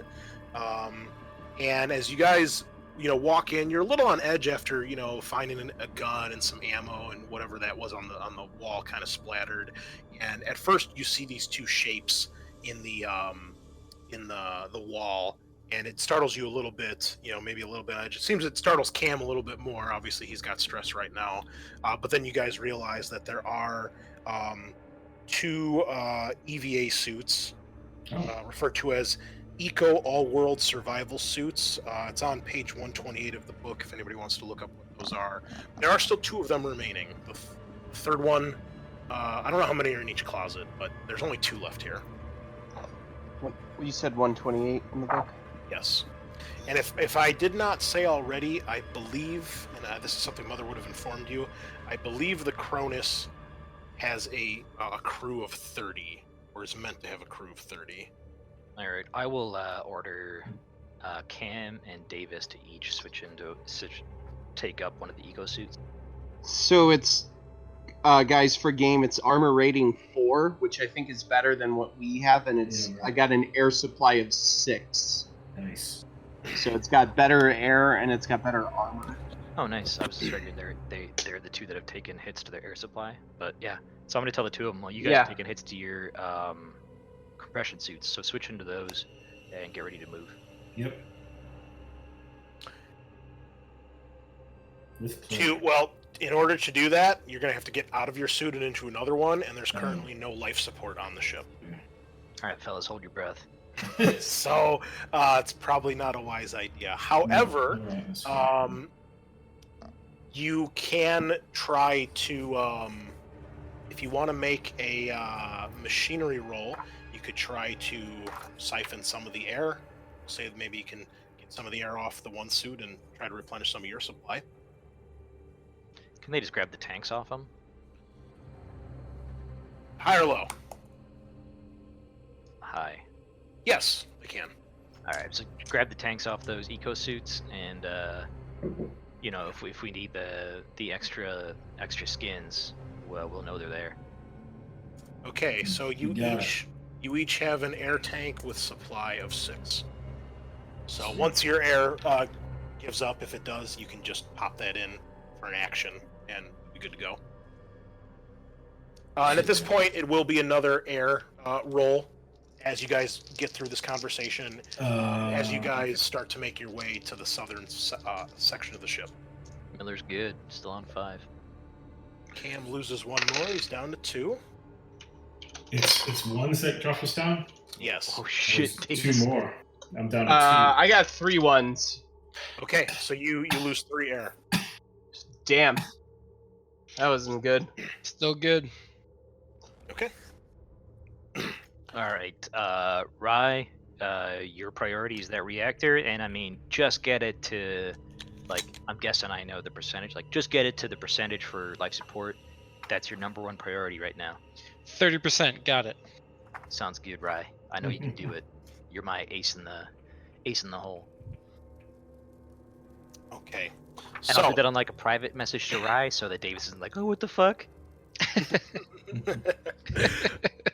Okay, so you guys get this thing going. You guys make your way south, and Rye, you try to peek your head into the corporate suite, and we're on deck B, right? Are you trying to do this so no one else notices, or are you waiting kind of at the end of the line and just taking a peek in? I'll do it when I'm kind of out of line of sight of Miller, because I know he's kind of breathing down my throat right now. So I just kind of want to just kind of look around just to make sure there's nothing about jump out at me, or just make sure everything's okay. I'm not actually going into the room to check it out. I'm just opening the doors, kind of taking a quick peek in and going past. Okay, are you trying to avoid anyone else on the crew seeing you do this? No. I'm just trying to look I don't want Miller to seem to potentially slack it off when we told him to do. Okay. Well, I assume, Miller, that you're at the front right now because you're kind of taking charge of the situation. And we'll assume Cam is in the back with Rye since they're both going to the same place anyway. So the 3 of you go past the door, and then Rye and Cam are at the door as Rye takes a peek in. So you hit the button for the door to open up, and you take a quick look in. Give me an observation roll, please. All right. Since you're just doing a quick peek, I'm going to have you roll to see what you see as you just kind of take a quick look-sees. 2 successes. Okay. So it is as far as a regular crew quarters goes, obviously it's much larger As you can see on the map, it's almost the size of like 3 or 4 crew quarters put together. And this is usually for like a VIP or a lot of times the company rep. So if there's someone like Wilson that's part of this crew, which there almost certainly would be, they would have their own suite. And as just with a corporate office, the CEO has a really nice, cushy office. Same thing for company agent or liaison on the ship. So the suite is rather large, definitely more than one person would ever need. And you see that the while it was at one point luxurious, the room seems like it's in total disarray. You see that there is furniture tossed around and damaged and destroyed. You see like a quick pillow or cushion on the couch, torn up and stuffing everywhere. And yeah, it looks like it's just a big mess. And how many successes did you have? 2. Okay, let's see what else you see. You also see that there is an actual bar, like a drinking bar in there. So there's the personal bar for this corporate exec. And it, on a quick glance, it looks like the bar has been cut or cleaved in half. Ooh. Oh shit! Someone went on a friggin' bender. And you can see, obviously, a lot of the bottles on or around the bar are shattered or on the floor or in disarray. And that's all you really catch is you just kind of open the door, walk past it, and then hit the button as you walk past it. I'm going to then close the door. Okay. And be like, I'm just gonna send a quick message over Miller, but like, there are clear signs of a struggle and distress that's happening around here. We really should be paying attention, keeping our eyes open. This could be something going on here. Do you think a fight broke out before? I don't know of any fight that's going to cause that kind of a cut, but who knows? Well, I've seen. What are you doing? I mean, I've seen mining equipment go through All right. furniture and domestic disputes. So I didn't describe the scene exactly. I didn't say, "Oh, there's a bar. I went and checked out the bar." I'm just saying there's clear signs of a fight and something went down here. There could be Okay, right. more Where going did on you than see we see. this? One of the rooms you went by. That's weird, right? None of the rest of us saw this shit because we're on mission. Get Oscar Mike and get it done fucking now. Well, maybe you should be paying attention to your. guys, we're gonna be unknown running area, out of Captain. air very soon, or at This least is I am. as you guys are walking. This is fine. This is not taking up a tremendous amount of time. Yeah. I So get out you my guys, personal. We're doing hand the terminal. exact I got out my same personal thing hand we did terminal, last time. and in the part of it that has like 40% as a cut for me and like 15% for each of them, I dial right down to like 11% and give everybody else 1%. Whoa! And Rye has no fucking idea I just did that. But is this, you know, is this a GTA heist that we're about to it is. start? It's exactly what's happening here. He's losing that pie graph, that pie chart is a little bit less for Rye. And if he keeps this shit up, he's gonna be awfully fucking broke when we make it out of here. It's a she. Thank you very much. I keep forgetting that you guys are all girls, or at least most of you. Yeah, but out of game. Let's get our shit together because we are gonna lose air, and we should not dawdle like we did last time. You're on air. You die. Yeah. So basically, there's a million Air reasons is that could have finite. fucking happened. I don't want to hear it. Right? Just stay on task. Okay, so you make your way south, and you are making your way towards the med lab, and as you get past the corporate suite, Miller and the other two, the three of you see this first. You see basically at the end of the hall, right before the doors into the living area, you see the slumped over body of someone in a spacesuit. And by slumped over, I mean their back is against the wall, the left-hand wall, the western wall, the same side as the door to the corporate suite is. So imagine they're sitting on the floor with their back against that wall, but they have slumped over to the west. So you can't see You can't see like their helmet. You can just see like their legs and basically their butt is kind of what's facing you. Who do I know on the ship has the best med skills? Who's my corpsman here? Let's find out. What's everybody's med? Mm, I'm at 6 total dice. I mean, I have a 3. Oh wait, I do. I guess I have it's empathy, and I have 5 and a 1 in med 8. I mean, I don't know how much everyone else has, but that's I'm 6 the same. dice for me. I'm 5 in empathy, 1 in med aid. Oh yeah. I'm pretty standard, pretty average. Cam is not trained. All right, so I guess I'll investigate this. I'll like put my fist up, you know, like, all right, everybody, I'm like, right, shut the fuck up, everybody down, and like, I'll go up to the. Oh, body. was there a problem? Something going on the ship? Is that what's going on? Huh? Hey, shut up! I'm just gonna up. key off Rise transmissions for like a minute. You just see her like screaming in her helmet, but there's no sound coming out. It's her And mouth like I don't moving. even know if I can do that for everybody else, but just for me, I'm not gonna hear Rye for a minute. I'm just gonna turn that off in my own head. Okay, so you go and check out the body. Yeah, I'm gonna investigate and look for a apparent cause of death. Okay, so you, as you get closer, you notice 2 more things. You notice, actually 3 more things. 1, you notice that this body does not have a head. The head and the helmet, if it was wearing a helmet at any point, is gone, and there is all sorts of blood, and upon closer look, something else, some sort of maybe muscle matter, something from the human body splattered on the wall as well. And next to the body is a shotgun. Ooh, we got All those right, shots. as someone's inauspicious beginning to a medical analysis of this body. Diagnosis, yeah. Oh, And as you take a second to kind of look over the body, I'm not a detective, guys, but so as you take a look over the body, you in particular, Miller, you're the first one to see this because you're obviously kind of blocking the path. You told everybody to stay back, and you're taking a closer look.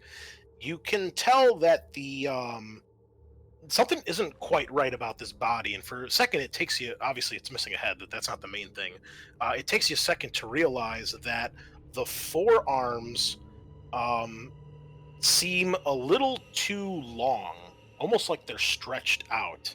And you can see that his compression suit, which is one of the suits that you guys just found, between the elbow and the wrist of the forearms, it is torn apart. So like, you know, from like halfway down the forearm to the hand has been separated from the rest of the suit on both arms, and the arms look stretched out. Okay. And there's also a couple shotgun shells scattered on the. Or no, I'm sorry, no, there's not. It was in the armory. However, you see this and you gain +1 stress. Everybody? Eventually, everybody will get it because everyone's going to see it at some point. So yes. No. Hang on. I'm their you know, I'll decide who sees this. I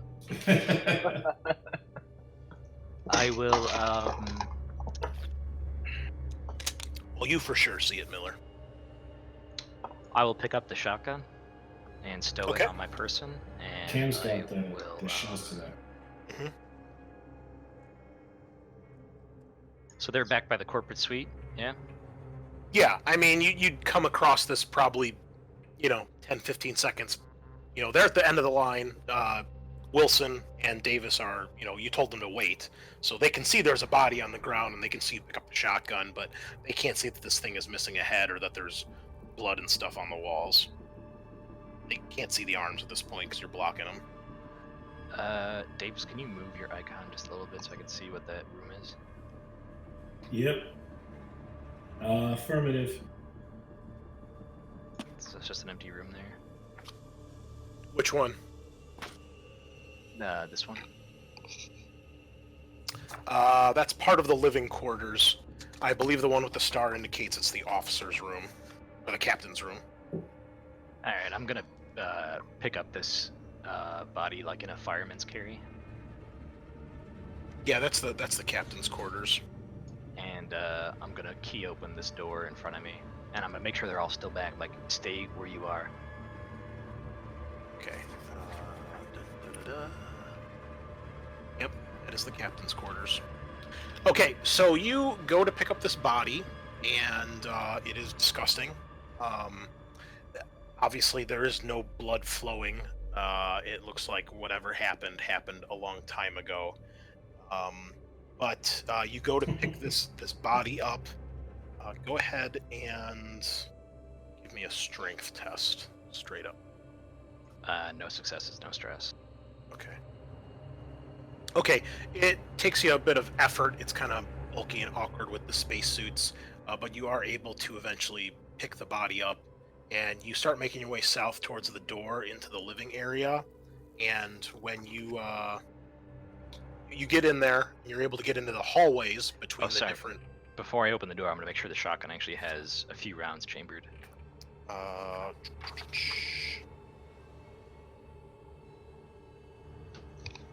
There are none in it. Yeah, Cam's got I'm gonna the- shout back and be like, "Cam, toss me forward your shoddy ammo." Yeah. So what you notice when you pick the body up, there is one empty shell on the floor, and the gun itself does not have any others loaded in it. This person punched their own ticket. Yeah, Cam will. He'll toss him to you or slide him down the hall, whatever you want him to do. And I'm gonna ask Wilson to come with me. Okay. What's up, Miller? Basically, we're just gonna open this door and go into this officer's quarters here. All right. And I'm gonna tell the other three stay frosty. Cam's like, anything we need to know about Captain? I mean, he obviously seems a little worried. Don't worry about it. Looks like this asshole wasn't keeping track of his reserves and, suffocated.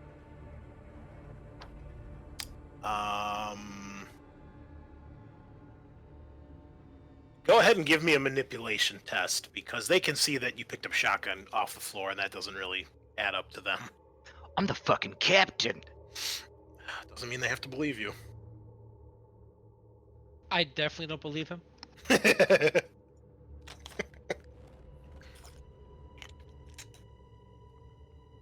I got one success. And I believe they would make manipulation rolls as well, because it's a pose test.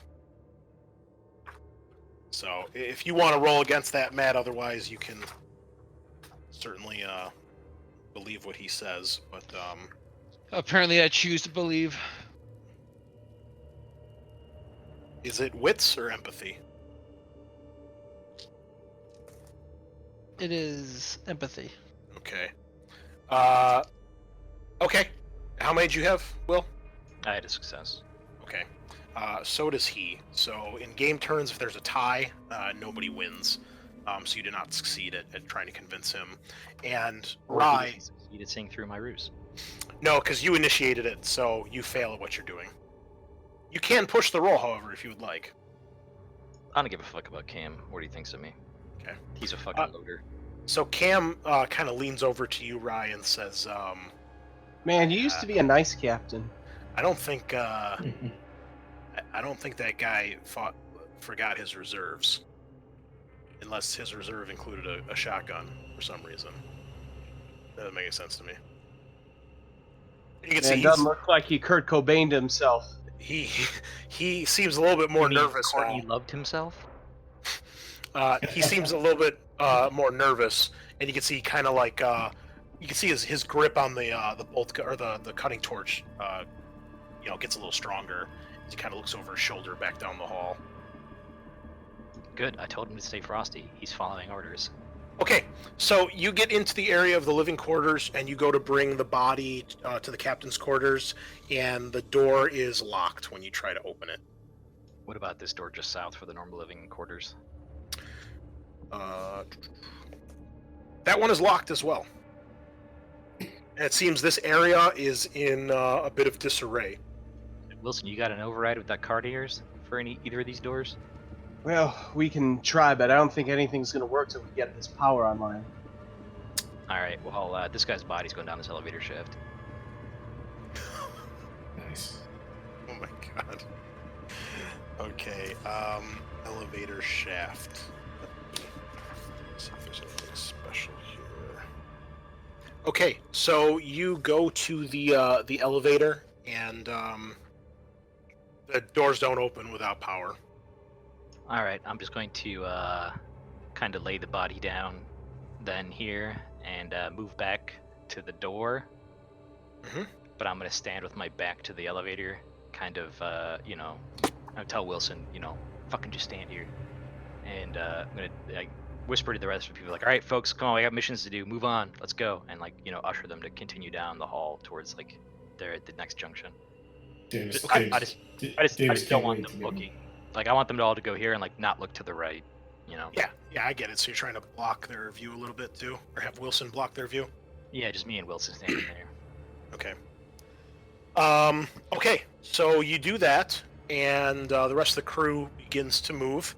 So you get past that, and you're heading further south. So yeah, eventually you guys cross the crossway, and you get to the T intersection that leads to the science sector and the med labs. So Cam and Rye eventually turn the corner and go towards Junction B2 to head down to the reactor. And then, I'm sorry, you guys were going to the Sci Lab or the Med Lab? The Sci Lab first, because that was our mission. They said specimens that the science crew collected. Sci Lab 1 or 2? Sci Lab 2. Okay, the big one. Okay. All right. Is there another fucking Sci Lab somewhere? Right beneath it, there's a Sci Lab 1 to the right of the junction. It's a small. It's like half the size. There's also the large science module. That is true, Yeah. at the very south. I have no idea what that is. Okay, so you get to the Sci Lab. So at this point, this will be another air roll Oh for boy. your supply. All of us, I'm assuming. Yes. Okay, Cam is fine. Miller finally loses one. I am calm and collected with my breathing. This is I'm good. okay on this turn. Okay. Is that huffing and puffing from lifting this corpse over here for a few seconds? Everything I do for my crew. Okay, so Cam and Rye make their way down the junction ladder before you guys get to the Sci Lab door. And you guys make it down to Deck C, I believe. Is where we're headed? Yeah, Deck C. Okay. So you guys get to the junction, and what's going on here? So while you're reading that, Davis, do you have the pulse rifle? I do. And Wilson, what do you have? Just the I have the Tracker? incinerator, unless you took it away from me. you have the incinerator? All right, I'll hand you my service pistol. I mean, in reality, I don't know if, Actually, this takes... as Rye. Well, my ranged combat isn't terrible. Actually, as Rye and Cameron go past me, I'll hand my service pistol to Rye and say, I'll try not to relay to him that I'm nervous about the corpse I just fucking moved. And I'll say, just stay frosty down there and let me know as soon as you feel on edge. It's ma'am. Yeah, I'm sorry, you get it to Rye or Cam? Because you said he. Giving it to Rye.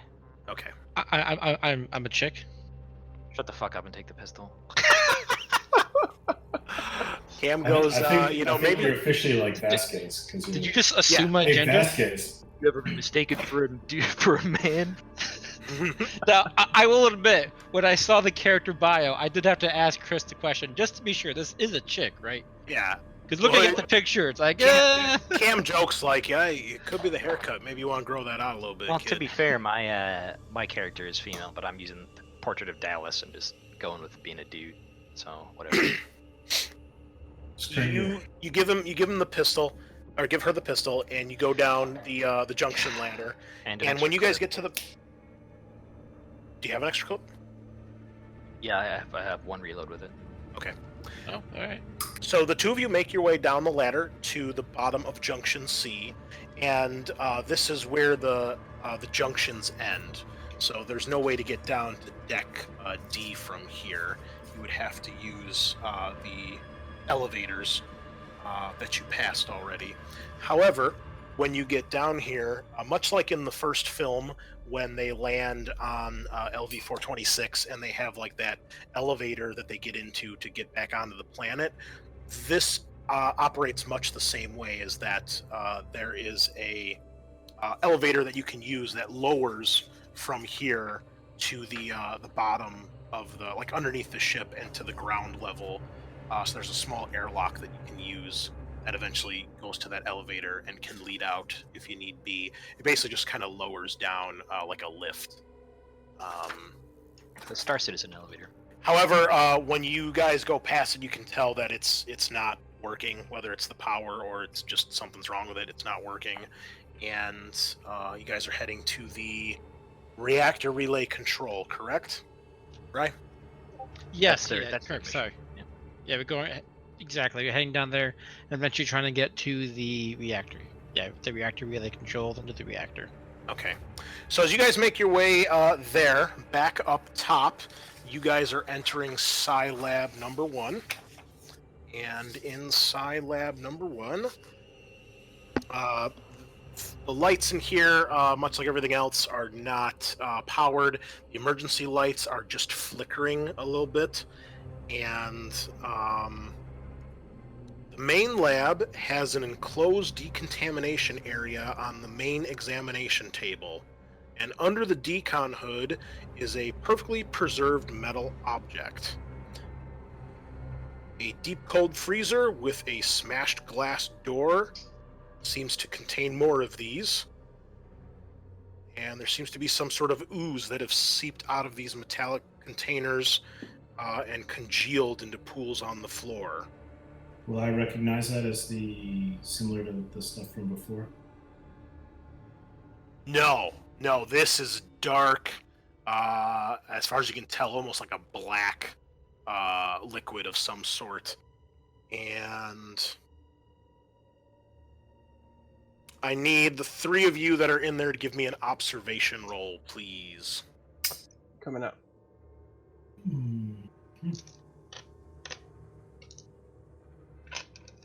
Three. Nothing from Miller. Observation. Okay. Nothing success. from me either. I'm sorry, Davis? Davis is one success. Okay. As you walk in, you also realize that there is a couple other things in this room. The ooze coming out of these containers, I guess the main thing, all along the floor, as you guys walk in, you notice there seems to be some sort of fungus or plant life that seems to be growing on the floor. And it's pretty much covering almost the entirety of the floor in this room. It's like a carpet of fungus. And you also see that this ooze has come out of all of these little containers. Do you step any further into the room? Davis does, yeah. Okay. Davis kind of like, check this out. This is cool. Guys, I definitely watch from behind them a little bit. Okay. As you walk through, Davis, you step on some of this fungus growing on the ground, and all of you notice that as she does, you can see that they react a little bit. They kind of like quiver or pulsate, and you see that the ones especially that she steps on, you can see like them discharging like spores or some sort of dust or pollen into the air, and they kind of, they obviously settle around where her feet are, but the room starts to get filled a little bit, especially where she walks, with this stuff floating in the air. Uh-huh. And I mean, eventually it does settle to the floor, but you see a lot of it is sticking to her suit, especially around her legs and feet where she's stepping. Hey, careful. Picking that stuff up. It's all right. It's just a little dust. Davis, freeze. She does. Are there any signs that there are people in this room, or are there any signs that they're trying to contain this with those containers? Like, are those containers look like they're like they're tight or not? To answer your question, yes. The thing you see with the cold freezer, you can tell it's something that you would store to keep something more or less like in a cryo type state. It's not actually a cryopod, but it's like a scientific like cryo deep freeze chamber. And obviously it's not working because one, the power on the ship is minimal, and two, the glass door of it appears to have been smashed or damaged in some way. And so you're not sure what may have caused the malfunction, but you can see that the four objects, which are shaped almost like vases, appear to have leaked out this ooze that has seeped all over the floor, and it definitely seems like they were meant to obviously be in the freezer. So that doesn't seem right. And there's the decontamination table where it looks like they had one of these things that they were obviously researching or investigating, and that one appears to have opened up as well. Oh, I'm sorry, no, that one is not open. The four in the deep freezer are open. The one in the decontamination chamber is not opened. You don't see any of this black ooze have come out of it. All right, I'm going to say to Wilson, I'll say Davis, freeze. I'm going to say to Wilson, Wilson, I want you to paint around Davis with that incinerator unit and burn all this shit back. We got to get that sealed unit out, but we're not taking any of this living matter back onto the Montero with us.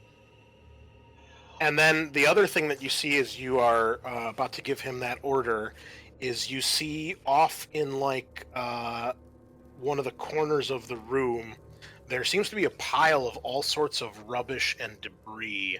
You can't quite make out what's in it, but it looks almost like maybe a bed. A spot someone put some shit together to sleep or take a nap. Wait, hold on. All right, Before we do anything, what if this is the specimen that we're supposed to retrieve?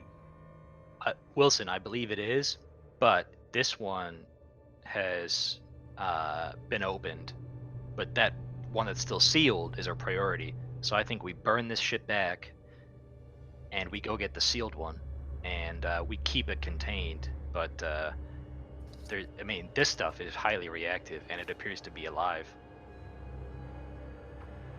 All right, fair enough. That makes sense. So, as you are kind of discussing this and you prepare to light up the flamethrower, all of a sudden, like just as you're about to pull the trigger, you guys hear like basically the sound of the ship more or less powering up, kind of that, and lights start to come on within the ship. You can feel the ship shudder a little bit as some of the systems start to come online, and eventually it seems like the power has been restored. And literally for Cam and Rye, as you two are making your way about to enter the reactor control room, like the ship seems to turn on. I'll radio to Miller. I got the reactor back online. I'll go there. Oh boy. And as I do that, kind of turn off the radio, kind of nudge Taking Cam. credit for Just it. go with it. He laughs, but he laughs nervously because he's a little. To be fair, it's been about a whole 12 to maybe 20 seconds since we've lost sight of him. I mean, it's been a couple minutes at most, so it seems unlikely. But I'll just say, possible. I'll just say it got unplugged. I just plugged it back into the wall and came back online. It was real easy. I don't fucking believe you. Should I do like a thing here or something? If you want to try to lie, it'll be manipulation versus manipulation. Guys, someone else must be here on the ship. That's not possible. Well, then how did this turn on just now? Success. Do you have a stress too? No, not yet. Okay. Miller, if you wanna, you can roll manipulation. Miller apparently panics. Ooh. No. What's that? Miller apparently panics when he hears him say that. Oh, okay. Well, go ahead and roll. I only have 1 stress. 2 now. Well, you gain another. So D6 plus your stress. 4, you're fine. 1 through 6 is nothing. But so is there like one of those big red buttons right next to the door because this is a Scilab, like a quarantine button? Sure. I'm just gonna slam it with me and Miller in the hallway and Davis inside. Okay. The door shuts, and yes, it seems the power to the ship is more or less coming back online. I'm gonna key into Davis and say, Davis, you got about an hour worth of air. I promise I'll be back before that's out. But sorry, but What's going on, Cap? Davis, I don't know what that shit is. And look, it's growing on your fucking feet right now. You just lock him in the room? Yeah, I made the fucking hard call. Jesus. I've got that extra backup tank, right? Yeah, you have like your personal reserve, and then plus like the fucking 6-unit tank that you had from the other room. So like, I'm not worried about you right now. So you're as far as I'm concerned, you're the safest person on the ship. You do what you gotta do, Cap. I'm gonna check this out here. You want me to get that thing while you're I was like, Davis, keep an eye on that sealed unit. Make sure it's sealed, and keep an eye on whatever that shit is in the corner. You got your pulse rifle. Keep your back to this door and stay frosty. Got it. Okay. And then I'm gonna ask Wilson to check the med lab with me. All right, let's go. All right. So at this point, we'll make one last air roll, and then life support should be on now that the power has come back on. Let me just double check that.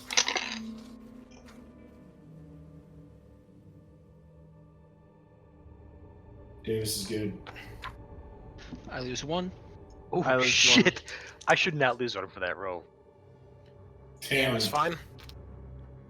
6661. Come on. I Oh. should get an extra one.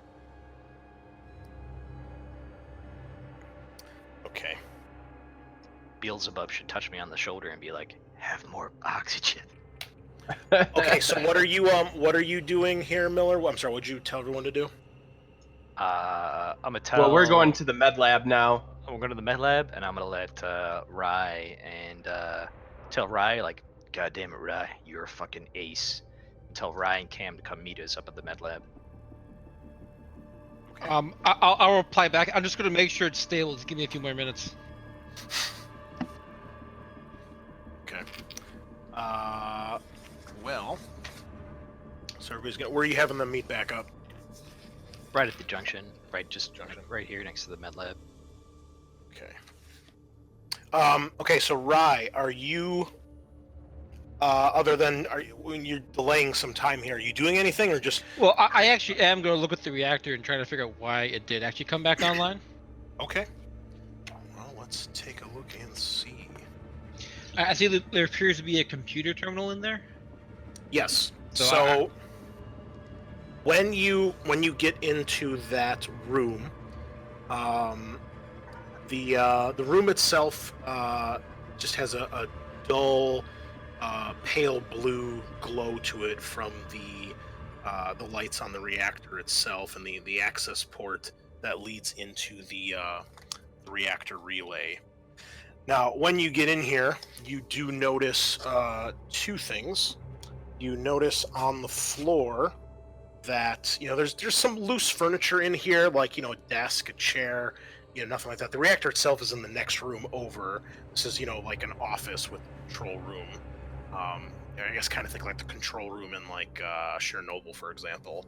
So Okay. your computer terminals and stuff are in here, and the furniture, much like in the corporate suite, is in disarray in here. It does not seem as heavily damaged, but it definitely seems like it has been moved around and messed with. And to you, it looks, even though you don't know what they saw up top, it does look like it has been put together to form like a little like sleeping area of some sort, which is really weird.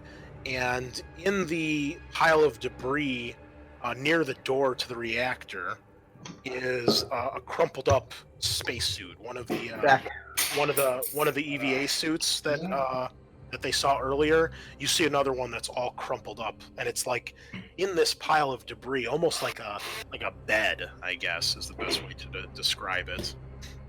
And the helmet is like absolutely filthy and like fogged over, obviously from so many years being laying here. It's completely like just covered in dirt. I'm going to take a look at the suit and see if there's any sort of like a nameplate on it. Okay. As you get closer, you can also tell the suit looks like it may have been burned or set on fire at one point. Oh. And throughout the room, you see a yellow-white resin covering most of the... Not so much in here. You can see some on the door leading into the reactor itself. No, I'm sorry, no. Yeah, there's some in here, too. There's all sorts of this, like, yellow-white resin covering the door to the reactor and some of the area around it. And... you would imagine you'd probably have to clean this up if you really wanted to get things in top working order. I'm going to take special care with the recording unit in the suit to make sure that's all on film. If there's something weird here, I just want to have that recorded. Okay. But I will also like pick up the suit to see if there is any sort of like a nameplate or something embroidery on there. It says like first name, last name, anything like that on there. Okay. Hold on one second. So you go to check out this suit, and you go to pick this thing up, and as you lift it, you realize that it is not just an empty suit, but there is a body in this suit. And to your horror, as you try to move and lift this thing, it comes to life. And we are at initiative. Holy shit. I got that pulse rifle all locked up safe in med lab. Okay. All right. So, you are initiative 4. That sounds bad. Cam is initiative 2. And this thing is initiative 1 and 3. So, at initiative 1, this thing, as you disturb it, comes to life. And I do have some pictures to share with you. So let's go over to this. So, as this thing has lurched to life, you realize that the helmet is not actually a helmet, but it is this thing's head. And now that it's moving about and it opens what you would call eyes, Did you fog a war me on this? He's adding a picture Oh, here it is. for us to see. Oh, it's a gray. So, it is humanoid in shape. It has 2 legs and 2 arms, but much like the body that Miller found upstairs, which you're not aware of, but now you are, the arms are elongated, particularly between the wrist and the elbow. The forearms is long and stretched out. The head has kind of a bulbous shape to it, and unlike in this image, the eyes of this thing are on the sides of the head. And the head is much more pronounced in that weird, elongated, bulbous shape. It's not as elongated as like the classic xenomorph from Alien, but when you look at it, you can tell that it is fucked up. I've got a couple other images here to kind of show you a little bit better. But it kind of, as far as the head of that. Okay. The suit, much like in the picture here, is fucked up and destroyed. Whoa. The only difference, again, is the eyes are on the side of the head, kind of like just above where the ears would be. Okay. That's so cool. That is so And to give you just a better look at what the head might look like, cool. Is obviously, that artwork that you got? Or the first one is from the game. The second one was from Prometheus. This one is right. also from Prometheus. Dang. To show you like the shape of the head. Okay. But on this creature, the head is much more elongated at the back. Okay. It's an egghead. So yeah, we'll leave that there for now. And you and Cam both get +1 stress for encountering a new creature that you have never seen. If someone can look up the stats on the cutting torch for me for Cam, I'd appreciate that. Yeah. I should have a card here somewhere. And so at initiative 1, this thing stands up. And unfortunately, that is the end of our recording. We had some technical difficulties. About halfway through our recording, my recording software decided to stop the recording, and none of us realized it until the very end. So we did play for about another 2 hours or so. We had about a 4.5 hour session. Unfortunately, the second half of that is lost. So I will endeavor to explain what happened for the rest of the session, what became of the combat between Rye and the creature they discovered, and where we left off. So the creature sprang to life after Rye had investigated and examined the spacesuit, revealing and finally realizing that it was actually a creature still inside. The creature had initiative before Rye did and got a very nasty attack that knocked her to the ground and then began to pummel her, which she was unable to block and actually ended up taking enough damage to drop her to 0 health and suffer a critical hit. Now, this critical would have been ruptured intestines, which is a fatal critical, which if not treated pretty quickly can result in death. However, this triggered the fact that Rye was actually a hidden android, and so we instead rolled on the android critical damage table, which ended up being a damaged servo in one of her arms. So I believe her left arm is now crippled and unable to work until it is fixed. However, being an android, she was able to now use her full android stats, which amongst other things increased her strength and agility by 3 points each, and since her strength increased, that increased her health by 3 points, so she was no longer at 0. Seeing this, her buddy Cam ran to help, seeing his quote-unquote family member from the crew and his kind of adopted little sister presumably being mauled. He did not notice the android blood at first and ran in with his cutting torch to try to help. He got a pretty good hit and did about 3 damage to the creature, which of course caught its attention, thinking that Rye was dead. The creature then, on its second action that round, picked Cam up and tossed him against the wall, doing some damage and knocking him to the ground. And as the creature then, next round, ran across the room and tried to attack Cam again, this time it missed, and in the meantime, Rye, now revealed as an android, stood back up and opened fire with her bolt gun. She managed to score a hit but it didn't do a whole lot of damage. A lot of it was mitigated by the monster's armor, and it then turned its attention back to her.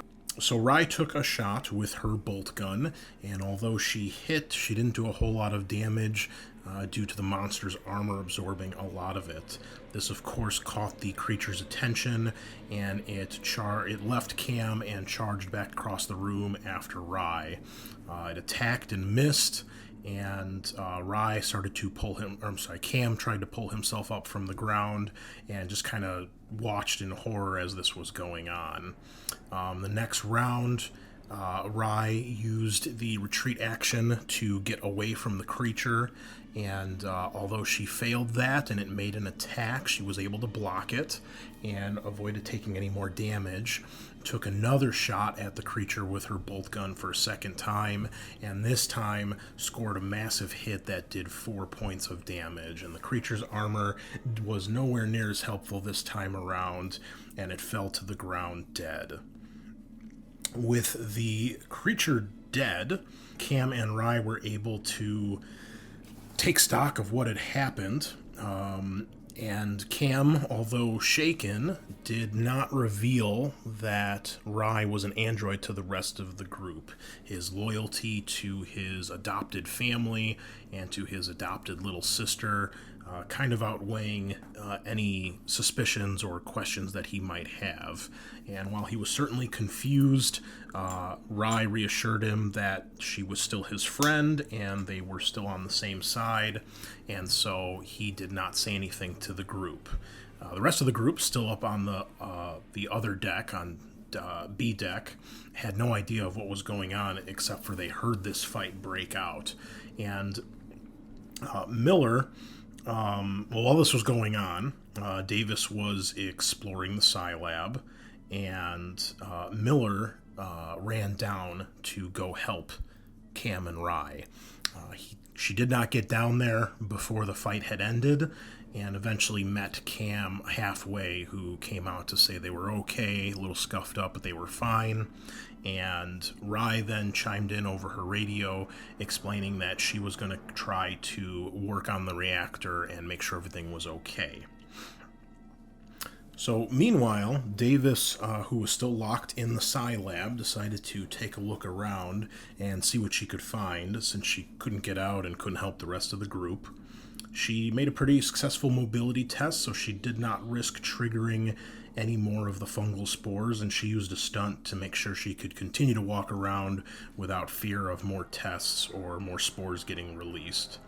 As she did this, she managed to get the one vase or urn that was still locked and not opened and sealed.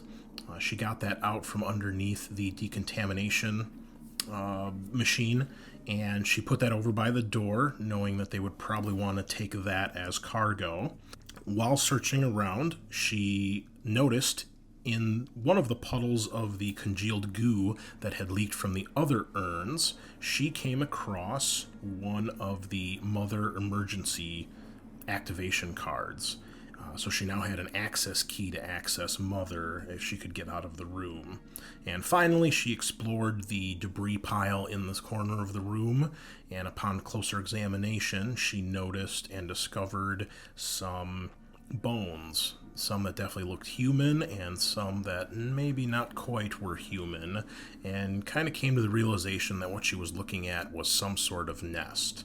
Whether it's for the creatures they had encountered or something more foul, she was not sure, but she relayed the rest of this to the group while everything else was going on outside the Psi Lab. Meanwhile, Rye, back down in the reactor room, started to investigate and to see if there was any damage to the reactor or how the power had suddenly come online. While she was not able to figure out why the power had suddenly come online, she did discover that the reactor itself, in the next room, did have a tiny leak. And because of that, the reactor room itself was coated in some mild radiation. And she also discovered that the engines to the ship would not work until this repairs had been made to the reactor, and until the reactor control room had been cleaned of all the weird yellow, whitish resin dust that covered the place. So Rye went about explaining this to Captain Miller and decided to try to make repairs, and after 2 or 3 attempts with varying tools and strategies, she was still unable to stop the reactor leak. However, she did spend some time cleaning out the reactor control room, and while the rest of the group was up on the next deck, she spent a lot of time cleaning that room and getting things a little bit more organized so that some of the tools and instruments would work properly, and she at least had made some repairs to the ship. So she continued to stay down there in hopes of figuring out a way to get the engines back online, while Miller and Wilson and Cam went to go explore the med labs. So, Miller, Wilson, and Cam went to the med lab to see if they could find anything else about what was going on the ship. In the med lab, which is split into 2 sections, they discovered several things. The first section of the med lab was traditional, where there's a lot of cabinets and cupboards with medicine and equipment, science notes and things like that. The second part of the lab is where they discovered 2 med pods. The med pods are these enclosed kind of capsule-shaped devices that a person can lay inside for a variety of surgeries to be performed by the automated machines that are part of the med pod. If you're familiar with Prometheus, Elizabeth Shaw jumps into one of these towards the end of the film in order to get the alien out of her stomach. So they discover 2 of these, one of which appears to be damaged, the glass shattered, and doesn't seem to be working. The second is closed, and the glass that allows you to see into the pod is completely covered in some dark, crusty blood. Miller and Wilson decide to investigate and see what's there, and while that's going on, Miller ordered Cam to search the room and see what he could find. A couple things that Cam found were another couple vials that appeared to have this same black goo. So Cam searched around the room a little bit while Miller and Wilson prepared to open the med pod. He found some notes that explained a little bit about what was going on, something about the crew being infected and changing, but he wasn't able to find out a whole lot. He also discovered a specimen jar that had the same fungal spores that they had found in the science lab in there, and upon examining it, he could see when he disturbed it, the fungus was releasing spores, but they were contained inside this little capsule. He also discovered 2 small jars that had the dead remains of some sort of alien creature, about the size of maybe like a basketball, so not massive, but not tiny either.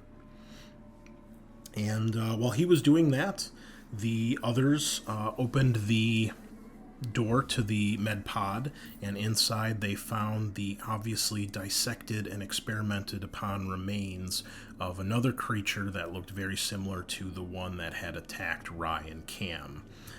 Distended arms that were elongated, a weird elongated bulbous head with eyes on the side of the head instead of the front, and its chest cavity had been pulled open and experimented and prodded on, and it also, the back of its head had been opened for some sort of cranial inspection. As this happened, the creature sprung to life, and initiative started. Luckily for Miller, she drew initiative first, and with a point-blank shot of her newly acquired shotgun, put the creature down and killed it instantly. With that, the 3 of them began to search around the room a little bit more, and started to find a couple other notes about what was going on with the ship. But that is pretty much where we ended. So although it was a good 2 hours or so that we had lost, that's a pretty good idea of what had happened. So thanks again for joining us for the first part of Chariot of the Gods for the Alien role-playing game. We'll be back next time with part 2 as the crew of the Montero continues to search the derelict USCSS Cronus in hopes of finding some salvage and getting away rich. So thanks again. Bye.